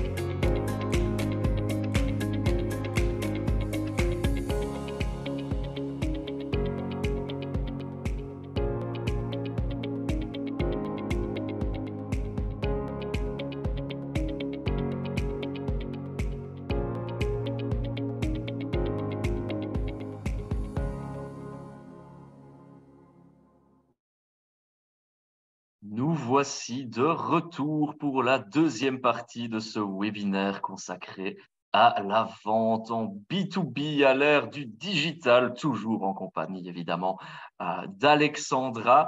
Dans cette deuxième partie, nous allons commencer par vous poser la question. J'ai activé le petit WooClap de savoir ce qu'est le social selling dans le plus bel accent anglais que je peux vous faire. On en entend souvent parler, en tout cas dans le secteur de la vente, c'est quelque chose d'assez connu, je vais dire. Selon vous, je vous pose la question, donc rendez-vous dans le WooClap, je vous pose la question de savoir ce qu'est le social selling. Alors, on va attendre que vous arriviez, parce que vous avez peut-être la pause a peut-être duré un peu plus longtemps pour vous, elle est peut-être toujours en train de durer. En attendant que vous répondiez à cette question, je vais d'emblée, moi, poser une question à Alexandra. En tout cas, je vais me faire l'intermédiaire de Jérôme qui avait une question pour toi, Alexandra. Ton micro est fermé, Alexandra. Comme ça, on évitera le petit moment gênant où tu vas commencer à parler où on ne t'entend pas. Jérôme te pose la question. Chaque jour, des dizaines d'outils d'IA apparaissent. Certaines peuvent parfois être très utiles. Est-ce que vous ou vos clients commencent peut-être à les utiliser en clair? Est-ce que l'IA dans le B2B, c'est quelque chose qui existe déjà? Ah oui, je confirme clairement que c'est quelque chose qui existe. Alors, j'ai envie de dire, à partir du moment où on a un compte, un profil, finalement, un réseau social à gérer, bon, à voir en fonction des ambitions qu'on se fixe et de la fréquence pour dire est-ce que j'intègre ou pas. Vraiment, je répète de nouveau, pour moi, c'est important dans un premier temps, surtout si on n'a pas l'habitude, de déjà démarrer en testant des choses et en vraiment mettant la main à la pâte. Maintenant, au fil des mois, on peut se dire, j'ai envie d'augmenter la fréquence, mais je n'ai pas toujours le temps. J'ai envie d'avoir, par rapport à mes légendes, j'ai envie d'avoir, je réalise que je ne suis pas un très bon rédacteur, j'ai peut-être envie d'avoir une aide. Donc oui, il y a des outils, on va dire, intégrant tout ce qui est intelligence artificielle, qui vont nous aider à briller sur les réseaux sociaux. Donc, dans notre cas, nous, vu qu'on gère les réseaux sociaux d'autres entreprises, effectivement, et ce n'est pas de la pub, c'est juste pour les répondre, donc c'est de dire qu'on utilise au quotidien des outils parfois qui vont nous permettre de générer, déjà de nous identifier quels sont les bons hashtags, de pouvoir rapidement identifier, OK, tel hashtag, les meilleurs moments pour la planification. Quand on prend simplement un outil comme Canva aujourd'hui, Canva a quand même intégré de l'intelligence artificielle, l'outil basique que tout le monde utilise, mais aujourd'hui, oui, pour l'amélioration des photos, des visuels, dans la manière dont on va travailler. Vous pouvez, en gros, c'est de dire, j'ai pas envie de noyer, donc pour répondre à Jérôme, oui, effectivement, on a beaucoup de clients et même nous-mêmes, nous utilisons des outils, on va dire, qui se calquent sur l'intelligence artificielle, non pas pour faire le job à notre place, mais parce qu'on veut juste augmenter notre productivité et augmenter notre capacité de répondre à certaines demandes. Maintenant, si tu n'as jamais pris le réflexe de maîtriser ce que tu fais, tu ne comprends pas, ça te générera des choses, mais tu ne seras pas capable de piloter, quoi. Donc, important pour le pilotage de déjà avoir un petit rythme et de comprendre, et après, on sait plus facilement se débrouiller et faire le tri. Ça reste Parfait. Merci pour la réponse à la question de Jérôme. C'est vrai que c'est le sujet du moment, l'intelligence artificielle. On en entend parler tous les jours et il te remercie d'ailleurs, Jérôme, dans le chat. On vous a posé du coup la petite question de savoir, selon vous, ce qu'est le social selling, dur à dire. Je vais afficher vos réponses. Certains disent que c'est de la vente via son réseau. D'autres disent, la démarche de vente sur les réseaux ou encore de l'inbound marketing. Là, on utilise les grands termes via les réseaux sociaux. C'est quoi l'inbound marketing, Alexandra, pour les non-initiés? J'ai envie de dire, de manière très simple, c'est une manière où on va démarrer avec du contenu pour pouvoir, grâce à ce contenu, attirer finalement une cible et la convertir. J'ai vraiment envie de nous limiter à ça. Donc, c'est une démarche, on se base sur un contenu pour pouvoir attirer de la cible. Et alors, on a une autre réponse qui vient d'arriver, c'est faire des relations via les réseaux sociaux. Donc, voilà un petit peu pour ce qu'est le social selling. N'hésitez pas à continuer à apporter vos réponses. Le WooClap reste ouvert ou à nous dire dans l'onglet discussion si vous avez perdu le feed. Alexandra, on va se poser la question maintenant de c'est quoi finalement l'art du social selling, et tu vas répondre à la question finalement qu'on leur pose, c'est qu'est-ce que c'est? Je vois qu'on a encore une réponse qui vient d'arriver, c'est vendre mieux via nos contacts qui nous font de la pub en diffusant, j'imagine, nos contenus, nos publications, pardon, développer une identité de marque. J'aime bien, j'aime beaucoup. J'aime beaucoup. Tu diras finalement, on est dans le très bon même. Hein. On est dans le très bon. Je sens que c'est la crème de la crème public aujourd'hui. Ah oui, clairement, vraiment. Mais écoute, j'aime beaucoup ce que je lis parce que c'est vrai que souvent on aime mystifier cette définition de social selling. Mais là, j'ai envie de dire, pour vraiment faire simple, pour moi, le social selling, ce sera vraiment l'art de pouvoir développer une marque, de se positionner comme expert, ok, au niveau des réseaux sociaux. Donc, qui dit social selling, en règle générale, va bien souvent, alors on va dire la pratique a démarré avec LinkedIn, mais pour moi, elle peut même être élargie jusqu'à Facebook. Simplement, on ne va pas faire son social selling de la même manière sur tous les réseaux sociaux, parce que chaque réseau a un petit peu, on va dire, ses petits codes, hein, oui, voilà, ses petits codes, sa manière de fonctionner, et si on ne respecte pas le code, amende. C'est ça, au fait, le truc. Donc, qui dit social selling voudrait dire je veux être visible. Pour être visible, qu'est-ce que je dois faire? Vous l'avez dit, je dois construire une identité de marque. Mais cette identité, comment doit-elle être? Elle doit être forte, elle doit être crédible. Qui dit identité forte et crédible voudrait simplement dire je dois me positionner comme un expert. Lorsqu'on parle de mon domaine d'activité, dans ma région, pour ne pas être un peu trop, hein, voilà, dans ma région par exemple, ou en tout cas en Belgique, j'aimerais pouvoir être vite perçue comme une alternative et une alternative de choix qui apporte de la valeur. Donc, c'est un peu la réponse que j'ai envie de t'apporter, Adrien. Mais de ce que j'entends, et puis je analyse aussi les réponses de notre public, on parle beaucoup de réseaux sociaux, etc., créer une identité de marque, etc. Est-ce que finalement, c'est ce qu'on appelle du community management, tout ça? Non, je dirais que ce n'est pas tout à fait la même chose, tu vois, parce qu'en règle générale, il faudra bien identifier deux choses. Le community management, c'est quelque chose que je peux confier à une tierce personne et lui dire, écoute, je cherche, on va dire, une personne externe, une tierce personne, et je lui demande, j'aimerais juste avoir, je veux dire, j'aimerais que tu animes mes réseaux, donc j'aimerais juste être visible. Il n'y a pas un objectif de vente, c'est juste question d'animer une communauté en postant régulièrement. Là, ça n'a pas besoin d'être moi. Il suffit que je donne 2-3 photos, on se met d'accord sur un calendrier éditorial, that's it et OK. Le social selling, ce n'est pas quelque chose qu'on peut sous-traiter. C'est quelque chose qu'on fait soi-même. Ce qui voudrait dire que pour ce faire, on a besoin d'être un professionnel quand je dis de la vente, il n'y a pas besoin d'avoir une grosse spécialisation en vente. Non, de son métier au fait. Hein. Donc, on doit être un professionnel de son métier. On va utiliser les réseaux sociaux. Ce n'est pas juste une question d'animation. Là, on doit vraiment être dans de l'écoute, du partage, entrer en contact. Pourquoi? Parce que dans le social selling, on est conscient que au travers de cette interaction, on veut essayer de générer des ventes. Donc, finalement, on a des objectifs de vente qui sont à peu près définis. On ne va pas venir en disant achetez tel produit, faites sinon. On ne le fera jamais parce que sinon, on tue ce qu'on est en train de faire.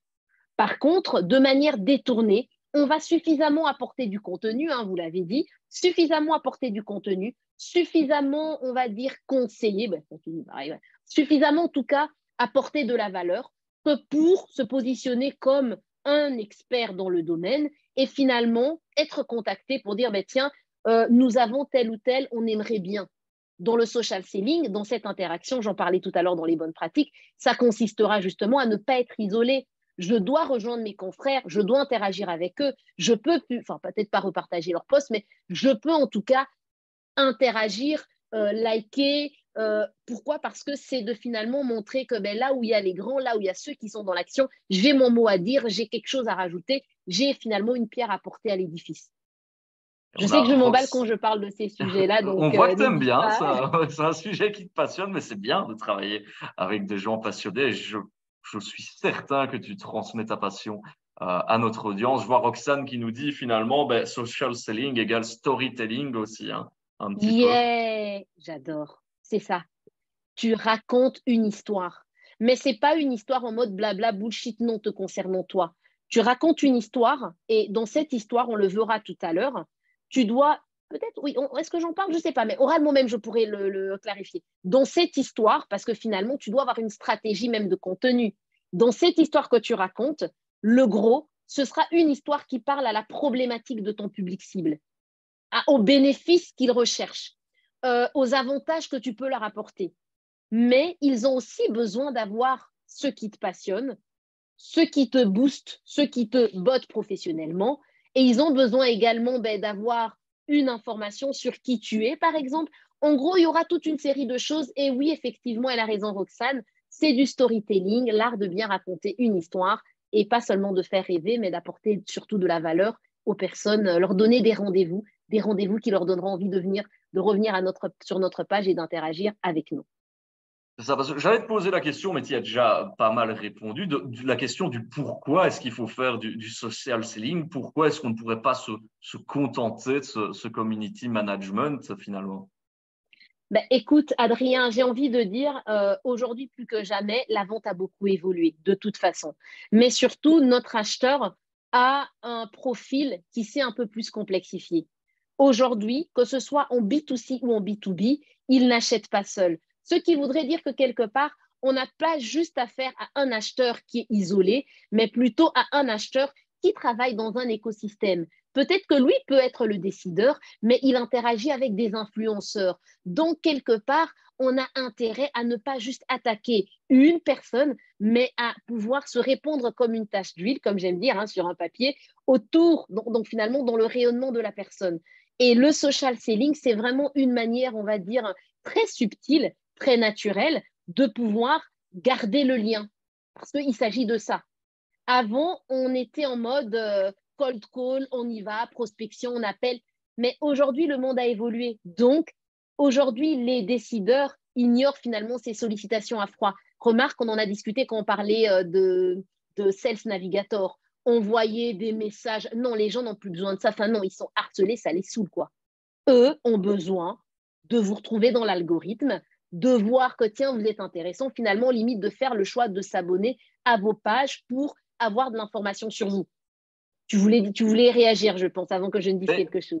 Non, justement, j'allais rebondir sur ce que tu disais, c'est que finalement, c'est vrai que maintenant, on est dans une logique de dire, si on reçoit, quand on se fait un prospecté par téléphone, ou même ici, tout simplement dans LinkedIn, c'est que on se dit, tiens, c'est aberrant, on fait encore ça, etc. Enfin, c'est fou, finalement, quel est ce travail à l'ancienne, mais c'est finalement parce que les comportements, nos méthodes, nos moyens digitaux, etc., tout ça a évolué.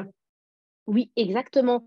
Ils ont beaucoup évolué, ce qui voudrait dire que si à un moment donné, nous, on ne fait pas évoluer notre manière d'interagir, on ne vient pas avec une approche plus humaine. Pour moi, l'approche humaine, c'est vraiment non pas de montrer, parce que pour moi, les appels, on va dire les appels, les messages un peu trop directs, tout ce qu'on veut, c'est vraiment je m'intéresse à toi parce que quelque part, tu vas rapporter à mon portefeuille. Non. Le social selling, c'est justement l'inverse. C'est vraiment une approche où on veut dire, je m'intéresse à toi, je t'apporte du contenu, je t'apporte de la valeur, et après seulement si tu es intéressé, on va parler business. Finalement, c'est ça. Il faut savoir déjà donner un petit peu finalement. Il faut accepter de donner avant.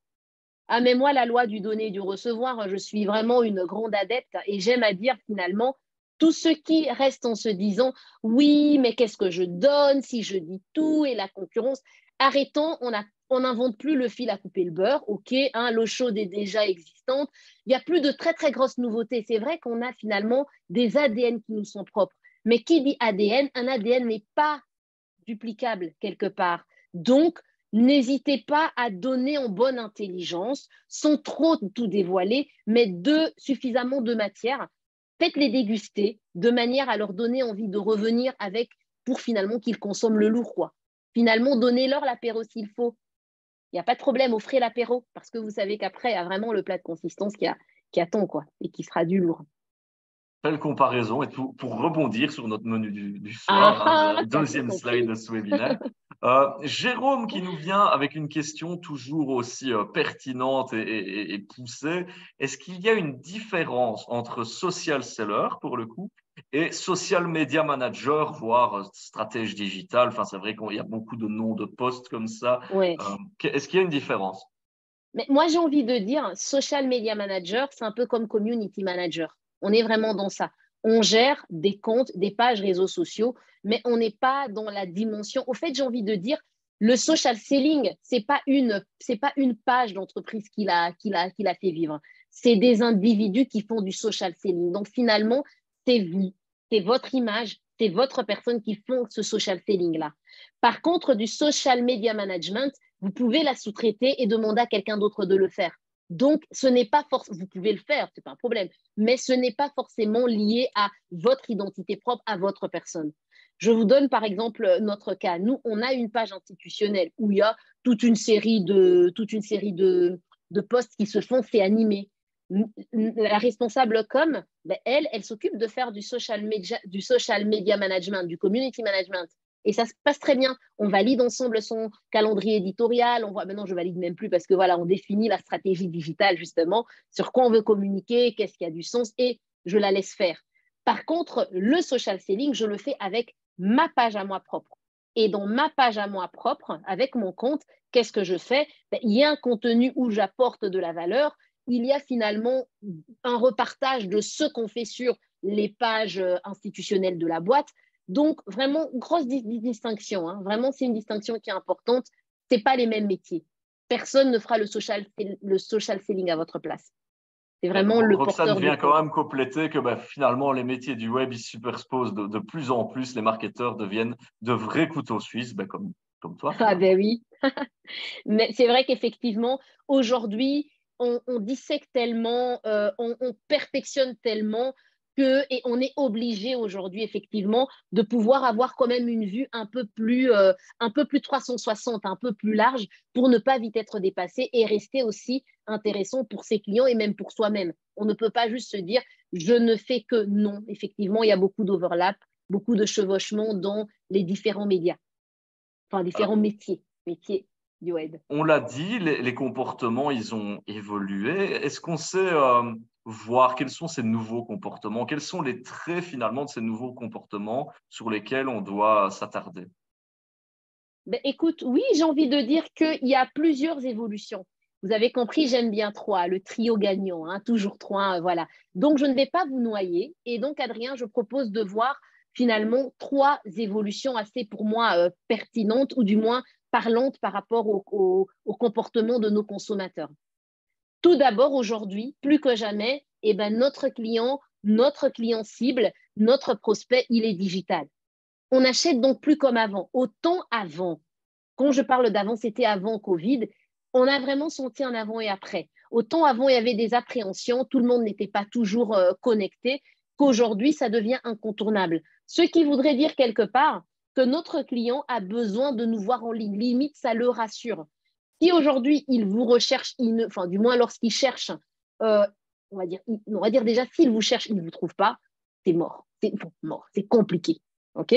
Si quelque part, il recherche un petit peu dans ce métier, tiens, je rechercherais bien on va dire quoi, donne-moi un métier, tiens, Adrien, parce que j'arrête pas de dire coiffeur, on va croire que que je les favorise.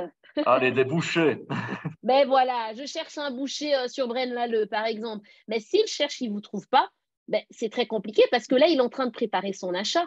Il y a de fortes chances que forcément, il ne va jamais vous consulter parce que vous n'êtes pas là dans cette phase de découverte. C'est ainsi que de plus en plus, je dis, vous n'êtes peut-être pas prêt pour le site web, vous n'êtes pas prêt pour les réseaux sociaux. Je dirais, voilà, ok, mais il faudrait quand même un petit peu commencer à se préparer pour, mais au moins un Google My Business. Il faut une trace parce que le client est digital. Vous n'êtes pas là, et ben, il ne vous consultera pas. Donc, c'est de dire, oui, l'éternel bouche à oreille. Maintenant, il faut voir, avez-vous des objectifs de croissance? Comment ferez-vous demain si à un moment donné, avec la concurrence, ben, dites-vous qu'avec la concurrence, vous peut-être vous dites, oh, c'est pas grave, j'ai pas besoin de pouvoir élargir ma clientèle, j'ai juste ma clientèle. Oui, d'accord, mais dites-vous que votre clientèle peut se faire, je dirais pas agressive, mais peut se faire courtiser par quelqu'un qui n'est pas forcément de votre environnement direct, par exemple, Braine-l'Alleud, mais qui est juste à côté, mais qui fait une très bonne publicité, qui a une approche très professionnelle. Donc, peut-être pas pour vous, mais tenons compte de l'environnement qui évolue, ça devient important avec la concurrence accrue de tenir compte de ça.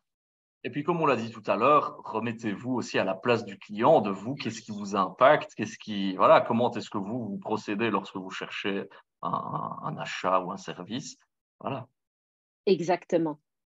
Deuxième point, j'ai envie de dire aujourd'hui plus que jamais, le client a le pouvoir. Alors souvent, il y a des gens qui réalisent, ouais, mais le client doit me respecter, et même s'il a le pouvoir, et quand même, blablabla, le client n'est... Non, c'est pas de ça qu'il s'agit.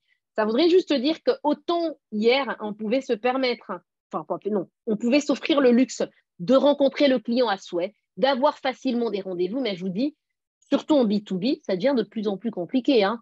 Pour peu, on vous demande rapidement un Zoom, bon, c'est déjà pas la même chaleur, on va dire. Pour peu, on vous demande d'envoyer une documentation parce que les gens n'ont pas. Ou simplement, vous voulez entrer en contact. Le client, finalement, se demande pourquoi vous? Parce qu'il a déjà toute l'info.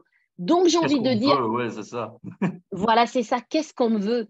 Qu'est-ce qu'il veut encore un rendez-vous, quoi que ce soit, sachant que je peux quand même me débrouiller par moi-même. C'est quand j'ai besoin que je vais le contacter.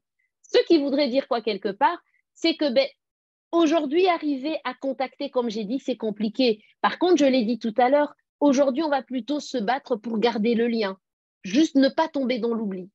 Et les réseaux sociaux vont être un bon moyen pour pouvoir ne pas tomber dans l'oubli et garder le lien avec notre clientèle cible, avec simplement le marché, avec finalement, c'est ça, le marché. Puis, ce troisième point, justement, je l'aime bien aussi, l'exigence du client, parce que je prenais l'exemple aussi que maintenant, finalement, avant, enfin, je prends l'exemple d'un magasin, d'un B2C, mais ça pourrait être du B2B aussi, c'est qu'on rentrait dans un magasin, on disait, j'ai besoin d'un nouvel ordinateur, et on avait une confiance presque absolue dans le vendeur, et voilà, il faisait son travail de vendeur, il nous vendait finalement l'ordi qui voulait peut-être bien nous vendre et qui convenait à nos besoins. Tandis qu'aujourd'hui, on dit, voilà, je veux tel modèle. Pourquoi? Parce que je me suis déjà renseigné en ligne sur ce que je veux, j'ai été regarder les avis. Donc, finalement, le client, maintenant, il est exigeant, il sait ce qu'il veut. Ah oui, je ne vais simplement pas aller très loin. Et c'est dit avec beaucoup de bienveillance parce que j'adore la dynamique qu'il y a dans ce webinaire et ça c'est motivant, surtout pour le dernier webinaire, d'être dans ce type d'interaction. Mais regarde simplement la trempe, la qualité des interactions que nous avons. On ne vient pas de poser des questions bateau, hein. Ce sont des questions assez quand même d'une certaine qualité. Tiens, par rapport à si aujourd'hui on parle de tel type d'outil, finalement tu es challengé. Ce qui voudrait dire que si tu ne viens que pour, allez, je parle du webinaire, maintenant on repart dans ton exemple qui était excellent, tu veux simplement ne parler que du produit, c'est compliqué. Les gens ont besoin, ils viennent, ils ont la capacité de pouvoir glaner l'information, de pouvoir eux-mêmes se former. Si à un moment donné, tu ne leur apportes pas un plus, pourquoi veux-tu qu'ils viennent chez toi? Pourquoi veux-tu qu'ils te contactent? Donc, il y a toute cette problématique de cette valeur ajoutée. Être capable de se dire, OK, ils vont se produire, mais ce qu'il a en plus, c'est que lui, il peut en plus m'aider à me donner du conseil sur tac, tac, tac, tac.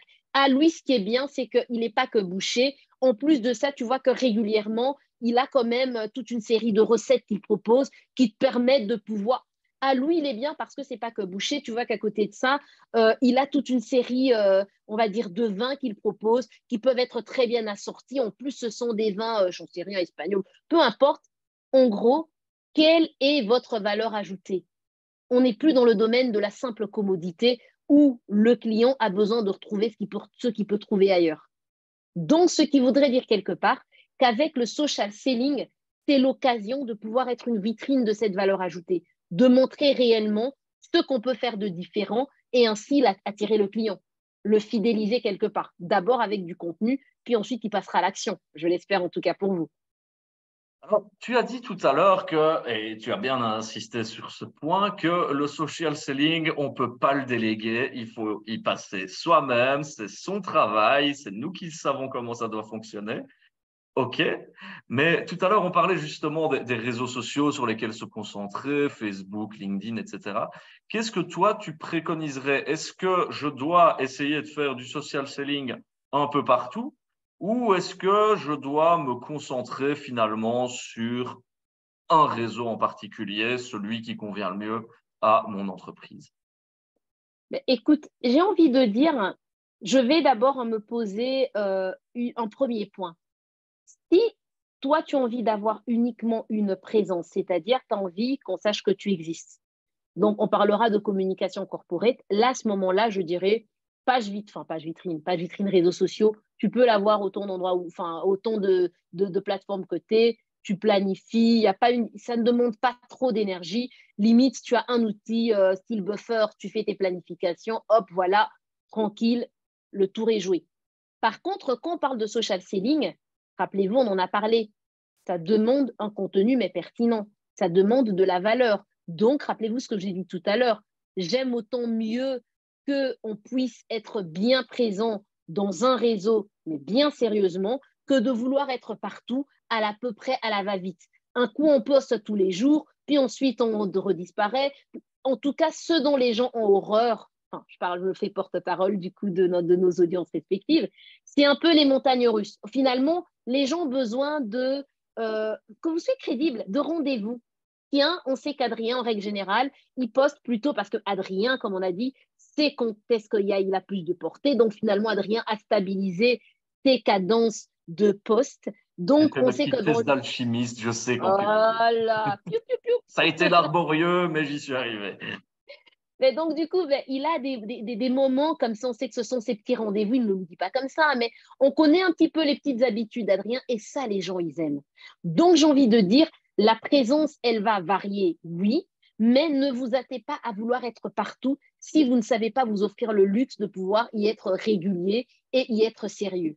Parce que finalement, qu'on le veuille ou non, il y aura des questions qui vont se poser par rapport à où est-ce que je dois être ou comment faire varier ma présence. D'abord, où sont mes clients? À un moment donné, ça ne sert à rien pour moi d'être sur Facebook si toute ma clientèle se trouve sur LinkedIn. Et attention au raccourci. Il ne faut pas se dire, ouais, on va dire que LinkedIn, c'est que B2B, Facebook, c'est que pour le B2C, ce n'est pas vrai. Parce que les professions libérales, par exemple, les bars, c'est du B2B. Si on reprend encore tout ce qui est le bâtiment, c'est du B2B. Par contre, ils sont beaucoup plus sur Facebook. Donc, attention, OK? On va se dire, OK, moi, je suis, par exemple, je vends des appartements de luxe ou encore je suis revendeur ou distributeur Tesla Motor et moi, je vise les chefs d'entreprise, tout ce qu'on veut. Je leur vends à eux, c'est du B2C, mais je ne serai pas sur Facebook, plutôt sur LinkedIn. Donc, attention, bien que ce soit un réseau de prédilection pour le B2B, ne mettons pas vite dans les cases, réfléchissons vraiment. Où sont mes clients? Là, ça m'indiquera d'abord, dans un premier temps, logiquement où je devrais être. Deuxième question, où sont mes concurrents? Parce qu'à un moment donné, on peut se gourer. Imaginez un peu que vous décidez d'être, parce que vous dites tous mes clients sont sur Facebook, je suis sur Facebook, mais vous réalisez que vous êtes le seul et que tous vos concurrents font leurs affaires, leurs petites affaires sur LinkedIn. Peut-être qu'il faut s'interroger. Qui loupe le coche? Est-ce qu'il y a un truc qu'eux n'ont pas capté, que vous n'avez pas capté? On va peut-être être très humble, Adrien, très humble et creuser avant de vite tirer des conclusions. OK, donc, où sont mes clients? Où sont mes concurrents? C'est mieux de ne pas vendre la peau de l'ours et se dire, comme tu l'as dit, on est les meilleurs avant d'avoir investigué un peu. Exactement. Dans quel pays j'opère? Parce que parfois, il y a aussi des pratiques. Moi, je me souviens, pour opérer tant en Belgique qu'en Afrique, on va dire en République démocratique du Congo, il y avait des pratiques propres à la Belgique qui ne sont pas forcément les mêmes là-bas. Donc, voir un petit peu, OK, je suis dans quel pays, quelles sont les pratiques? Si par exemple, vous savez que vous opérez dans plusieurs pays, essayez de réfléchir, c'est le même réseau, mais qu'est-ce qui pourrait faire sens? Quels sont les usages de mon activité? Si à un moment donné, vous réalisez que tous vos concurrents ne postent qu'un type de contenu donné et que ça marche, ça cartonne, je ne vous demande pas comme un mouton de faire pareil, non. Mais peut-être que ça vaudrait la peine, et de toute façon, c'est ce que moi, perso, je recommande, avant de vous lancer dans un calendrier éditorial avec ce que vous voulez faire, faites une petite veille concurrentielle pour voir qu'est-ce qui marche bien chez les autres. Et peut-être qu'il y a de bonnes pratiques à tester, toujours l'alchimiste, à tester et voir comment ça réagit. OK? Ce qui nous ramène au contenu à publier. Et alors, ai-je les ressources? C'est un peu la question de tout à l'heure. Si je sais que je suis seule, que je lance mon activité ou que du moins je suis déjà débordée, l'idée, ce n'est pas de venir et se dire « Ouais, mais on m'a parlé de social selling, ça me prend du temps, je n'y arrive pas. » Non, réduis la cadence. Si tu n'as pas les ressources pour investir parce que pour l'instant, tu es encore dans une phase où tu joues encore à l'équilibriste sur comment est-ce que je me stabilise et c'est avec aucun c'est dit avec bienveillance, s'il vous plaît, essayez de vous limiter sur l'un et l'autre réseau de manière à être efficace. Si à un moment donné, vous sentez, ah ben tiens, ça prend, j'arrive à sous-traiter ou j'ai les ressources simplement pour pouvoir arriver à déléguer certaines choses et me concentrer un peu plus, c'est génial. Allez-y et ça ne pourra que être bénéfique. Avant d'aborder les évolutions, hein, notre dernière partie, il y a quelques petites, voilà, des petites questions, des petites remarques aussi. Je vais d'abord jeter un œil du côté du chat où Christophe a une remarque pertinente et intéressante, c'est partagez vos pages, on peut réseauter, je l'ai dit, on est là pour ça, n'hésitez pas, un petit coup de pub, suivez-vous les uns les autres, enfin voilà, c'est vraiment le but aussi, c'est l'endroit est fait pour ça, donc n'hésitez pas à partager vos pages comme le propose Christophe, très bonne initiative. Pierre nous dit, c'est un marathon, rien ne sert de faire tout, mais soyez passionnés et restez vous-même. Au rang des questions, on a Jérôme qui vient toujours, hein, maintenant on prend l'habitude de Jérôme, qui vient avec des questions très pertinentes et très poussées. Il dit déjà merci pour tous les éclairages. Hein. Les réseaux sociaux sont en effet primordiaux. Il pense, mais il se trompe peut-être qu'on peut les utiliser pour vendre même de l'inspiration, storytelling, mais jusqu'à un certain point. Mais il pose la question, quid des marchés de niche où le B2B vise des opérateurs à coût de 200 000 euros minimum. J'imagine, allez, je prends l'exemple de machines agricoles, par exemple, secteur de niche, ou en tout cas gros engins, avec des coûts qui sont quand même assez conséquents. Est-ce qu'à ce moment-là, les réseaux sociaux, mais allez, hormis LinkedIn Ads et Google Ads, sont toujours pertinents? Est-ce qu'une page Facebook, ça en vaut vraiment la peine? Et deuxième question, est-ce que tu as des recommandations, des plateformes de réseautage professionnel justement pour ces marchés un peu plus de niche? Déjà, j'ai envie de dire, et c'est vraiment pertinent, Jérôme, merci pour ta présence, enfin, je me permets de le tutoyer, ou votre présence en tout cas dans ce webinaire, comme tous les autres d'ailleurs, parce que c'est très intéressant, c'est ça qui donne un peu de vie finalement à tout ce qu'on est en train de dire. Très concrètement, c'est clair que pour des marchés de niche, j'ai envie de dire, social selling, oui, mais peut-être une présence. De toute façon, la présence, elle contribue toujours à rassurer. Par contre, je dirais oui, effectivement, des plateformes de réseautage professionnel peuvent être intéressantes. Maintenant, je préfère toujours ne pas raconter de bêtises. Oui, je connais telle ou telle plateforme. Non, tapez carrément plateforme réseautage professionnel, vous mettez le secteur d'activité. Il n'y en a pas qu'une, il y en a tellement beaucoup. Et vous essayez de voir ce qui va ressortir. Parce que c'est vrai qu'à certains niveaux, on va dire, de budget, ça ne se joue plus à un ou deux postes qu'on fait. Là, ça devient quand même autre chose. Donc, on va dire que le réseau social va plus être là pour rassurer, juste montrer un minimum de visibilité. Donc, je dis oui, je suis d'accord avec… Vas-y, je t'en prie. Non, je te laisse conclure. Voilà, donc je dis oui, effectivement, par rapport à certains marchés, toujours en bonne intelligence. Hein, rien ne dit quelque part que… là, on parle du social selling, c'est vraiment considérer ce webinaire comme une boîte à outils. Donc, il y a des choses qui, certains vont peut-être se dire, moi, c'est la partie sur l'entonnoir de vente qui me parle un peu plus. Certains, non, moi, c'est les bonnes pratiques. J'ai une vraie prise de conscience sur les bonnes pratiques sur les réseaux sociaux. Certains, ce sera la partie social selling. Moi, mon point, c'est juste de dire, à partir du moment où vous avez une activité, c'est important de pouvoir vous organiser pour avoir une stratégie digitale. C'est quoi votre entonnoir? Et si vous passez par les réseaux sociaux, faites-le bien. Si vous voulez vous en servir comme du social selling, vous avez quelques tips. Et si c'est juste une vitrine, nos problèmes, vous pouvez effectivement… Alors, je vois Adrien, donc on va donner des terres sur les niches, d'où important, exact, elle a répondu elle-même. Toujours le challenge. J'allais revenir sur la remarque de Roxane aussi, qui nous envoie beaucoup de remarques assez pertinentes dans le chat. Hein, je le lis pour tout le monde, hein, si tu me permets, Alexandra, que finalement, c'est travailler le fichier d'adresse mail pour les niches, hein, envoyer des newsletters, et d'où cette fameuse importante de récolter des adresses mail sur les prospects, le premier contact. Oui. Et qu'on le veuille ou non, du coup, rien de mieux finalement que de pouvoir peut-être pénétrer certaines corporations, être dans des business clubs. Finalement, là, on retombe dans les canaux classiques de prospection, de réseautage, hein, qui finalement vont nous permettre de pouvoir récolter nos carnets, nos cartes de visite, récolter des leads, finalement les inclure dans nos bases de données et avancer. Alors, je vois aussi qu'on a une autre question qui est tombée dans l'onglet de Céline qui, à mon avis, peut-être nous a rejoint en cours de route ou n'était pas attentive à la question de tiens, est-ce que l'usage du hashtag est-il vraiment pertinent en une phrase, Alexandra? Est-ce que tu peux répéter ce qu'on a dit tout à l'heure? L'importance finalement de ces hashtags, est-ce qu'ils servent encore? Alors, un petit moment. Parce que du coup, allô, Adrien. Oui, oh, tu es toujours là. Nous sommes toujours là. Nous ne t'avons pas perdu. Alors là, un petit moment, juste le temps de reconnecter mes écouteurs. Ah, ben bon. Les Un petit moment, joies. Adrien.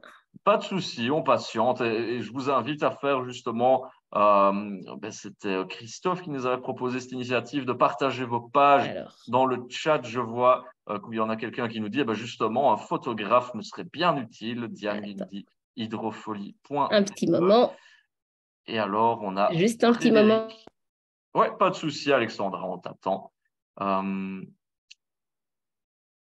j'aime bien Voilà. du hashtag photographe à suivre. Je te laisse le lead, Alexandra. Voilà. Donc, excuse-moi parce que j'ai eu un petit challenge avec mes écouteurs. Donc, du coup, je pense que tu as pu rebondir pour Céline ou tu souhaites que je complète ou c'est bon? Ou Non, je tout est n'ai sous pas contrôle? rebondi. J'ai Ah, lu, très bien. j'ai lu Super. les remarques dans le chat. Enfin, voilà, le petit Génial. réseautage qui est en train de se Top, top, faire top. assez chouette dans le chat. Mais oui, Ah, c'est génial. toi l'expert. Je te permets de Super. rebondir sur la Super. question du hashtag. Ben, écoute, Céline, on est en train justement de dire, jusqu'à preuve du contraire, ça reste pertinent, mais ça n'a plus la même pertinence dont-on. Avant, on était tous en mode hashtag, en mettre un maximum. Je me souviens, moi, quand je faisais mes posts, oulala, mais j'en mettais mais vraiment une flambée, quoi, une dizaine, vingtaine. Parce qu'au plus tu en mettais, on se disait, c'est pas mal. Mais justement, ça a été pas mal revu avec l'algorithme qui ne fait qu'évoluer. Et on avait cette réflexion de dire, ben, finalement, aujourd'hui, ça se joue entre 3, 4. En tout cas, Jérôme même citait, mentionné le maximum de 7 à voir. Mais ce qui est sûr, en tout cas, nous, de notre côté, on est bien conscient lorsqu'on donne des formations, lorsqu'on accompagne, et même dans nos propres postes à nous-mêmes, on essaye de limiter à ne pas dépasser 4 parce qu'au moins tu en mets, au mieux c'est finalement par rapport à l'algorithme. C'est plus le truc, c'est plus le critère ou du moins l'élément le plus pertinent. Voilà. Et en tout cas, cette question de Céline a le mérite de m'offrir une transition assez facile parce que justement, on parle de l'algorithme qui change tout le temps. Tout à l'heure, Jérôme est venu avec la question des outils d'IA. Finalement, tout ça, et c'est pas nouveau, est en perpétuelle évolution. À quoi on doit s'attendre dans le futur? Mais écoute, je pense que on a un petit peu parcouru un peu tout ça, hein.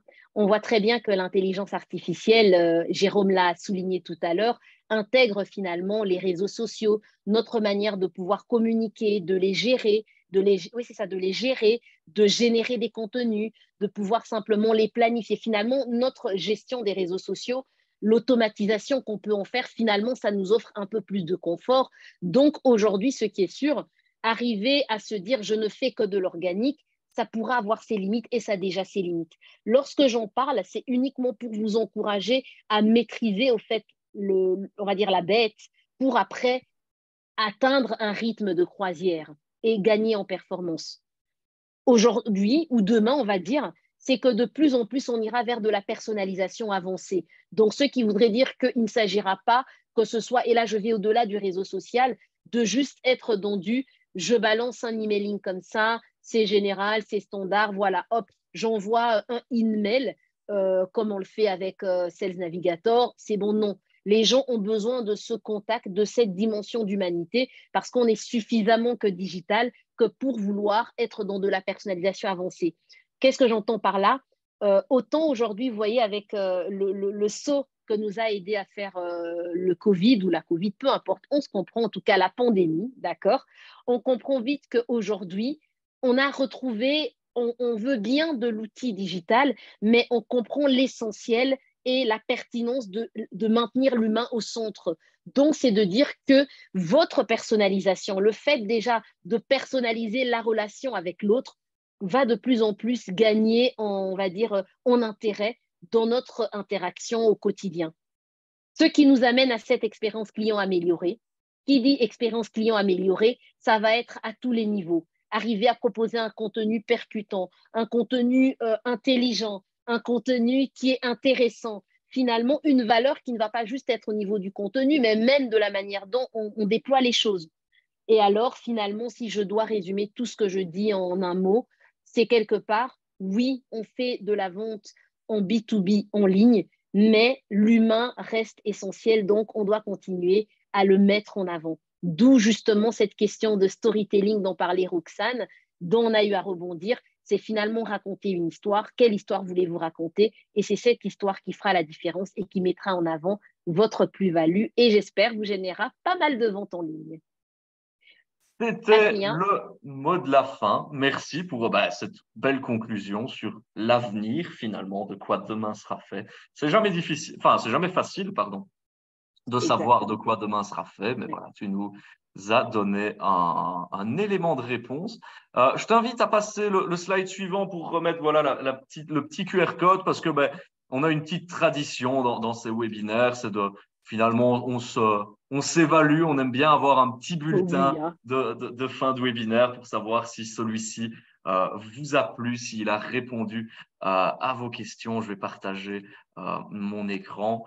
On vous demande tout simplement, petit sondage, est-ce que vous avez acquis de nouvelles compétences au cours de cet atelier? Alors pour l'instant, c'est 100% de oui, tant mieux, n'hésitez pas. Et puis parfois, si par hasard, on a un petit nom qui vient se mettre, c'est toujours bien de rappeler les bases. Je dis de toute façon, voilà, un petit refresh ne fait jamais de mal. Donc voilà, et je vais mettre la question ici qui elle est plus complète que la première. Voilà, vous devez noter de 1 à 5 cette petite formation, tout simplement, l'expertise. Est-ce que le son était bon, le rythme, la longueur? Enfin voilà, dites-nous un peu, on aime toujours bien avoir un feedback de notre travail. Sandra vous a mis aussi dans le chat si vous avez des questions qui vous viennent dans les prochains jours, une seule adresse mail, info@digitalcommerce.be. Je ne peux également que vous inciter à aller faire un tour sur le site internet du SNI, donc sninet.be/formation. La chaîne YouTube également, où vous retrouverez tous les webinaires de cette formidable saison Digital Commerce. Il y a eu énormément de webinaires. Ça a été assez intense, mais voilà, on espère que vous avez apprécié toute cette série de webinaires, si vous étiez des fidèles. Et puis, la page Facebook du SNI, voilà. Comme on le disait tout à l'heure, hein, Alexandra, parfois il faut choisir plusieurs canaux. C'est ce qu'a fait le SNI avec, voilà, on a eu la chaîne YouTube, la page Facebook pour également retrouver toutes les infos. Nous avons aussi mis en ligne les outils cybersécurité pour faire votre audit, nous dit Sandra du SNI. Merci à elle, elle balance tous les liens, tout ce qu'il faut savoir. Merci à elle pour son travail. Roxane ne me trouve pas sur LinkedIn. C'est vrai que quand on s'appelle Adrien Denis, je peux vous assurer que c'est compliqué, même les gens qui veulent vous retrouver sur Facebook. Je vais aller voir, tiens, pour vous partager mon profil. Je pense tout simplement, je jongle entre deux écrans. Voilà, je pense que ça devrait faire l'affaire. Autrement, je regarde du côté des questions, Alexandra, je n'en vois plus. Tout le monde, en tout cas, nous remercie. Très intéressant, un moment très intéressant. Merci beaucoup à vous. On nous dit que c'était le feu. En tout cas, je vois beaucoup d'événements, enfin d'emojis, pardon. Il est 20h48, hein, je commence à fatiguer un petit peu, hein, Alexandra. C'est bien mérité. C'est bien mérité. Merci à tout le monde et c'est vraiment très chouette aussi l'échange finalement dans le petit réseautage dans le chat. C'est vraiment pour ça. Roxane nous dit voilà, merci pour ce refresh. C'était très fluide. Je vois une question d'Anaïs. C'est vrai qu'elle est revenue quelques fois dans le chat et c'est là où on vous a demandé d'être bon élève et d'aller les mettre dans l'onglet questions parce que voilà, si vous réseautez, on passe à côté. Mais brièvement, est-ce que tu peux peut-être, Alexandra, je ne sais pas si c'est ton ressort, donc je te pose la question, nous parler d'Amazon. Comment il y avait la question, c'était comment est-ce que je fais pour mettre mon activité, mon business en exergue, je vais dire, sur Amazon? Alors là, j'ai envie de dire, honnêtement, ce n'est pas directement mon ressort. Donc, ce Voilà. qui voudrait dire, je préfère… Ah oui, non, non, non, c'est très important de rester dans les limites de ceux qui nous parlent le plus. Donc là, j'ai envie de dire, Anaïs, tout au plus, si elle est intéressée, j'ai une très bonne collègue qui pourrait éventuellement lui donner des informations complémentaires. Donc, à la limite, je pourrais te passer le contact et elle pourra contacter. Mais je ne préfère pas lui dire de bêtises parce que personnellement, je sais que ça se fait régulièrement, mais je ne l'ai pas moi-même expérimenté et je ne le fais pas directement avec des clients à nous. Ça va. Ben, écoute, tu fais bien de le dire. Et puis, ben, voilà, j'invite Sandra à faire le petit switch, le petit lien, pas de publicité pour l'entreprise. Voilà. Je mets le bulletin final, finalement, de notre webinaire. Tu vois, Alexandra, qu'on a exactement de très bons scores, hein, Ah, c'est finalement. chouette. On peut être très content de nous. On a bien travaillé. Voilà, je vous remercie encore tout le monde de nous avoir suivis. Jérôme nous dit encore merci tout le monde et Alexandra, évidemment, pour Merci. ce webinaire.